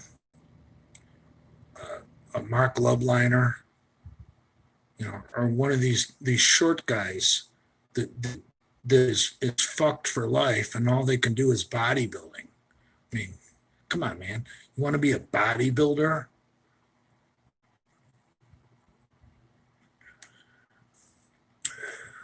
If your parents are both short, you're probably going to be short. And let's say you want to make the Olympic wrestling team someday. Yeah, I would say maybe cycle in high school. Or if you're a boxer and you don't really want to get tall, you don't ever want to box in the heavyweight division, yeah, do a cycle. Stunt your growth. Get huge. But other than that, it's not the way to go for young athletes.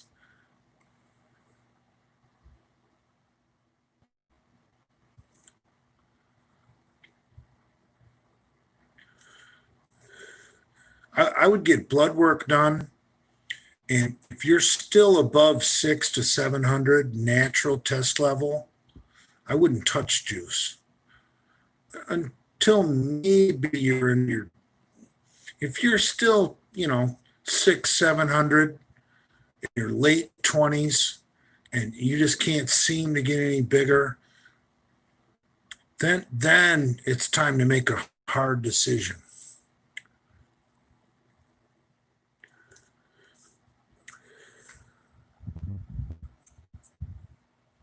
And it's a hard decision because once you juice, your natural test levels are never going to be the same again. I got blood work done when I was 40, and my natural test level was 179, which is horrible. So at 40 years old, which was 11 years ago, I went on legal testosterone, HRT or TRT, whatever it's called.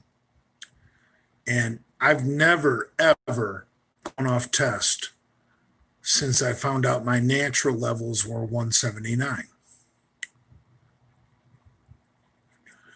So I've been cycling for like 11 years since I turned 40 because natural, I know all I'm going to do is lose muscle. And all the money that you put into fucking food and I hope you're not spending a lot on supplements, but whatever you put in supplements, um, um, and the time you spend training, if once your test levels are low, you're going to lose not only all the money, but all the time put into training.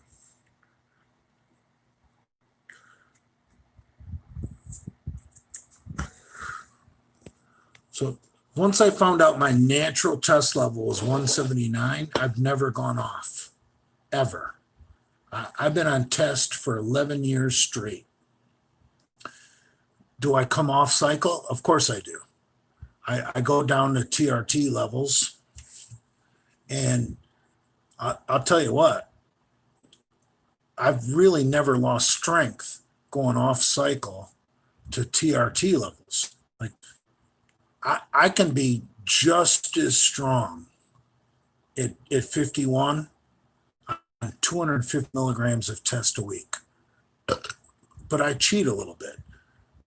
When I go down to TRT levels, I always include a little equipoise because test only cycles are really bad for collagen. So those of you guys out there that are doing a test only, not good. Not good. That's going to cause injuries and pain, joint pain, and potential injuries when you do test only. You should always include a collagen builder when you cycle on, like an equipoise or a deca or a primobolan or an anavar. That's how you get big. Once you become an older athlete, you do blast and cruise, blast and cruise. Yeah, you might do a blast cycle, but then you don't go off because you're gonna lose everything you fucking got. Blast and cruise, and you've got to determine what your comfortable cruise cycle is. For a lot of people that's just 250 milligrams of test a week. For me, I'm gonna always include 300 milligrams of EQ in my cruise. I can go down to 250 test a week, but I'm gonna stack that with 300 EQ a week for collagen. But I've been through some bad injuries. Some of them are on the internet. Some of them are not. So you've got to find out what's right for you, man. I'm going to take one more piss, finish this beer, and I'm going to end this live. So hold on, folks.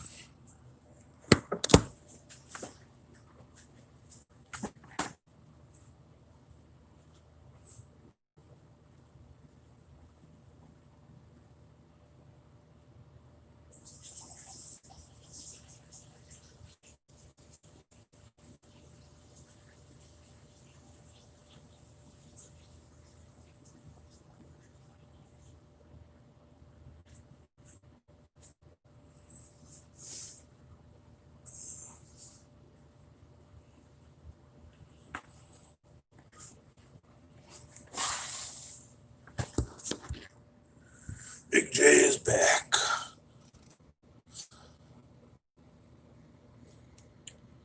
What does Pomps look at for porn? I really don't know. Um, um, I know that when it comes to Pomps, I know one thing for sure. He started going malicious on me um, um, once I threatened Hamburg. And I'm not the only person that thinks he's got a sick fascination with Hamburg's daughter, Hannah Hamburg, who's a cute girl. Don't get me wrong, she's cute. But I'll tell you, she doesn't look anything like she looks on her pictures, like she looks in person. And Pomps really went dark and started personally attacking me ever since I criticized Hannah Hamburg. And a lot of people think he's fixated on her. And I can't personally say if that's true or not, but the anecdotal evidence is there. That's what triggered Pomps to hate my guts when I had a falling out with the Hamburg family. So I can't say what Pomps looks at on the internet or what Pomps masturbates to. But I'll tell you what, the anecdotal evidence is that he's pretty much fixated with Bjorn Hamburg's daughter, Hannah. So, whatever. And she's a cute girl. She's nothing in person like she looks like on the internet with her filtered pictures. So.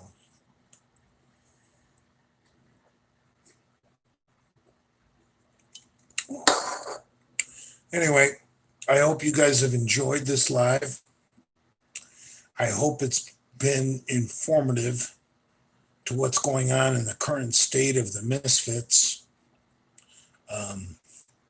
Maybe I need to do a summary There's absolutely no beef between me and Brad. None at all. There's absolutely no beef between me and his girlfriend, Valerie, the Taco Queen. Um, um, there's no beef between me and the other Misfits. The only beef that's going on right now, I think, in the world of the Misfits is between Brian Pompera and myself. And I think he already lost.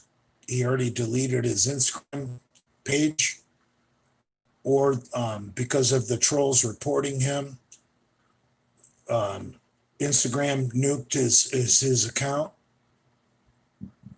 So I don't need to post any negative shit about Pomps, because I think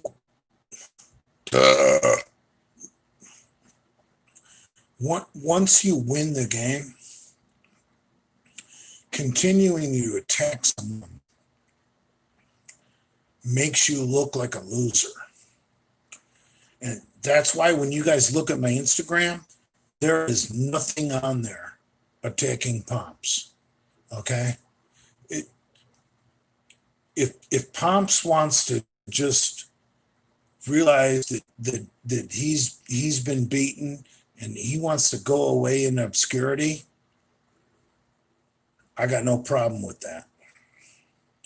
No problem at all. And that's why I'm not going to post shit about Pomps until he resurfaces and wants to attack me. Because nobody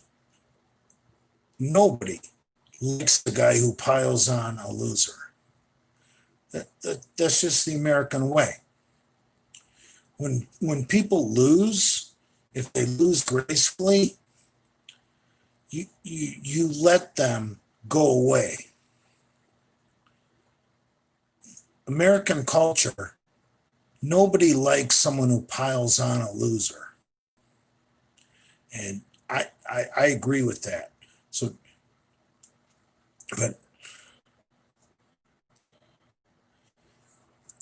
and as for Brad's not a loser. I still consider Brad a friend of mine. Brad might not be willing to admit that right now. And I actually like his girlfriend, Valerie. I don't consider her a loser. I may have said some bad things, but that's on me, brah. That's not on her. Doesn't make her a bad person, because I made some bad choices. So any of you people that are really interested in the Misfits, even if you like Jay Masters the best, even if I'm your favorite Misfit,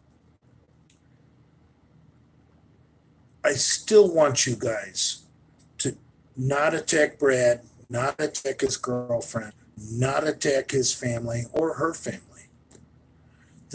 That shit is over as far as I'm concerned.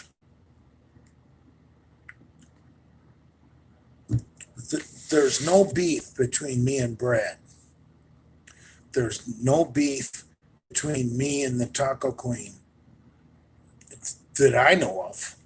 I mean, and we're all about starting from here. Okay? Starting from here. Getting the Misfits back together and not alienating anybody in the Misfits. I would even welcome, like, McCuck, who I've been critical of in the past. Dude, I don't have a problem with Adam McLeod. Great guy.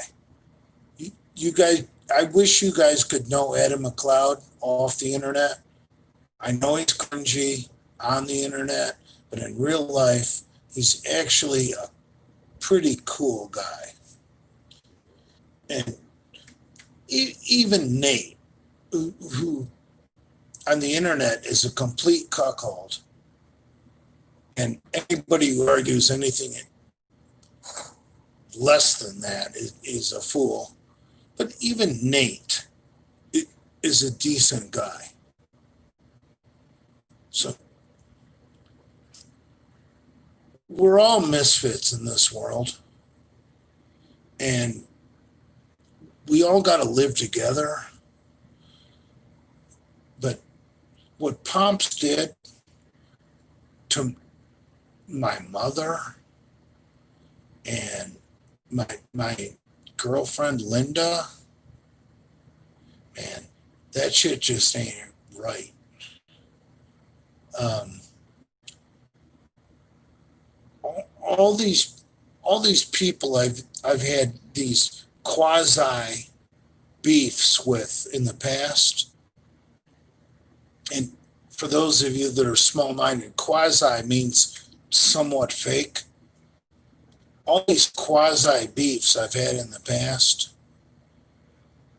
nobody has ever doxed my mom or my girlfriend like Pomps did. So what I want from here going forward is I want to try and reconnect with everybody I've beefed with in the past. But Pomps it took it too far. He involved my mom. And those of you that don't know, um, um, my father died when I was 10, and I have no brothers and sisters. So pretty much all I have in this whole world is my mom and, and maybe some aunts and uncles and some cousins. So when you attack my mom, I really don't care what happens to you. And I pity your fucking soul because I know what the trolls are capable of. But as far as anyone else in the Genoverse is concerned, nobody else has ever attacked not only my dead father, my mom, or my girlfriend quite like Pomps did. So you guys do what you got to do. You guys do what you got to do, because I'm pretty much willing to take in just about anybody with open arms, because what I do on here, yeah, it's funny, and sometimes it goes too far. But what he did, man, that's just not.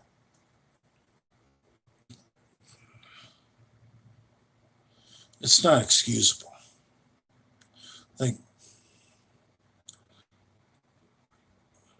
I don't care what anybody else has ever said. Like even Brad, for example, saying, "Oh, I would bang Jay's mom," or whatever Brad said about my mom.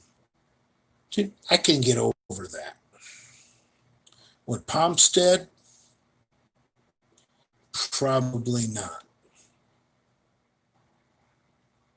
So, with that, I'm ready to end this live, and I hope it's been informative, and I hope you guys enjoyed it.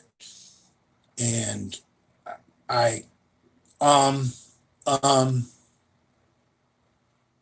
I hope you guys do the right thing and lay off people that I fucking care about and love, which include Brad and Valerie. They can say whatever they want. Tell you what, Big J still loves Brad and Valerie. They may not see it. And they might think I'm an asshole, but you know what? Big J still loves Brad and Valerie.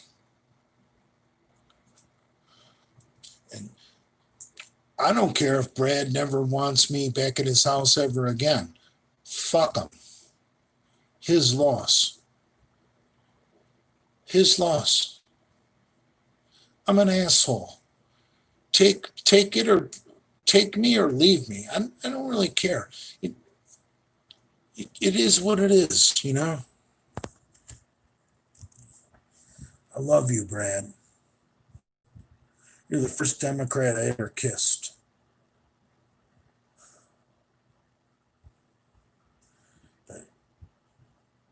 And his girlfriend is truly the salt of the earth, good person, good cook, whatever. And those of you that think I'm kissing ass, you guys all know Big J don't give two fucks. I don't care if I ever am allowed back at Bradford Manor. But I want you guys to know there's no bad blood between me, Brad, and Valerie. They can go fuck themselves as far as I'm concerned. Jay is a kind heart. Unless you go over the line, which I think Pomps did. You don't attack my dead father. You don't. And you don't include my mother. My mom's all I got. I have no brothers and sisters. I got no father. So, you want to attack my mom? I hope the trolls ruin that guy's life. Really, I do. Because a guy like me with only one parent and no brothers and sisters, so really no immediate family to fall back on, and he wants to attack my mom, I hope the trolls ruin his fucking life.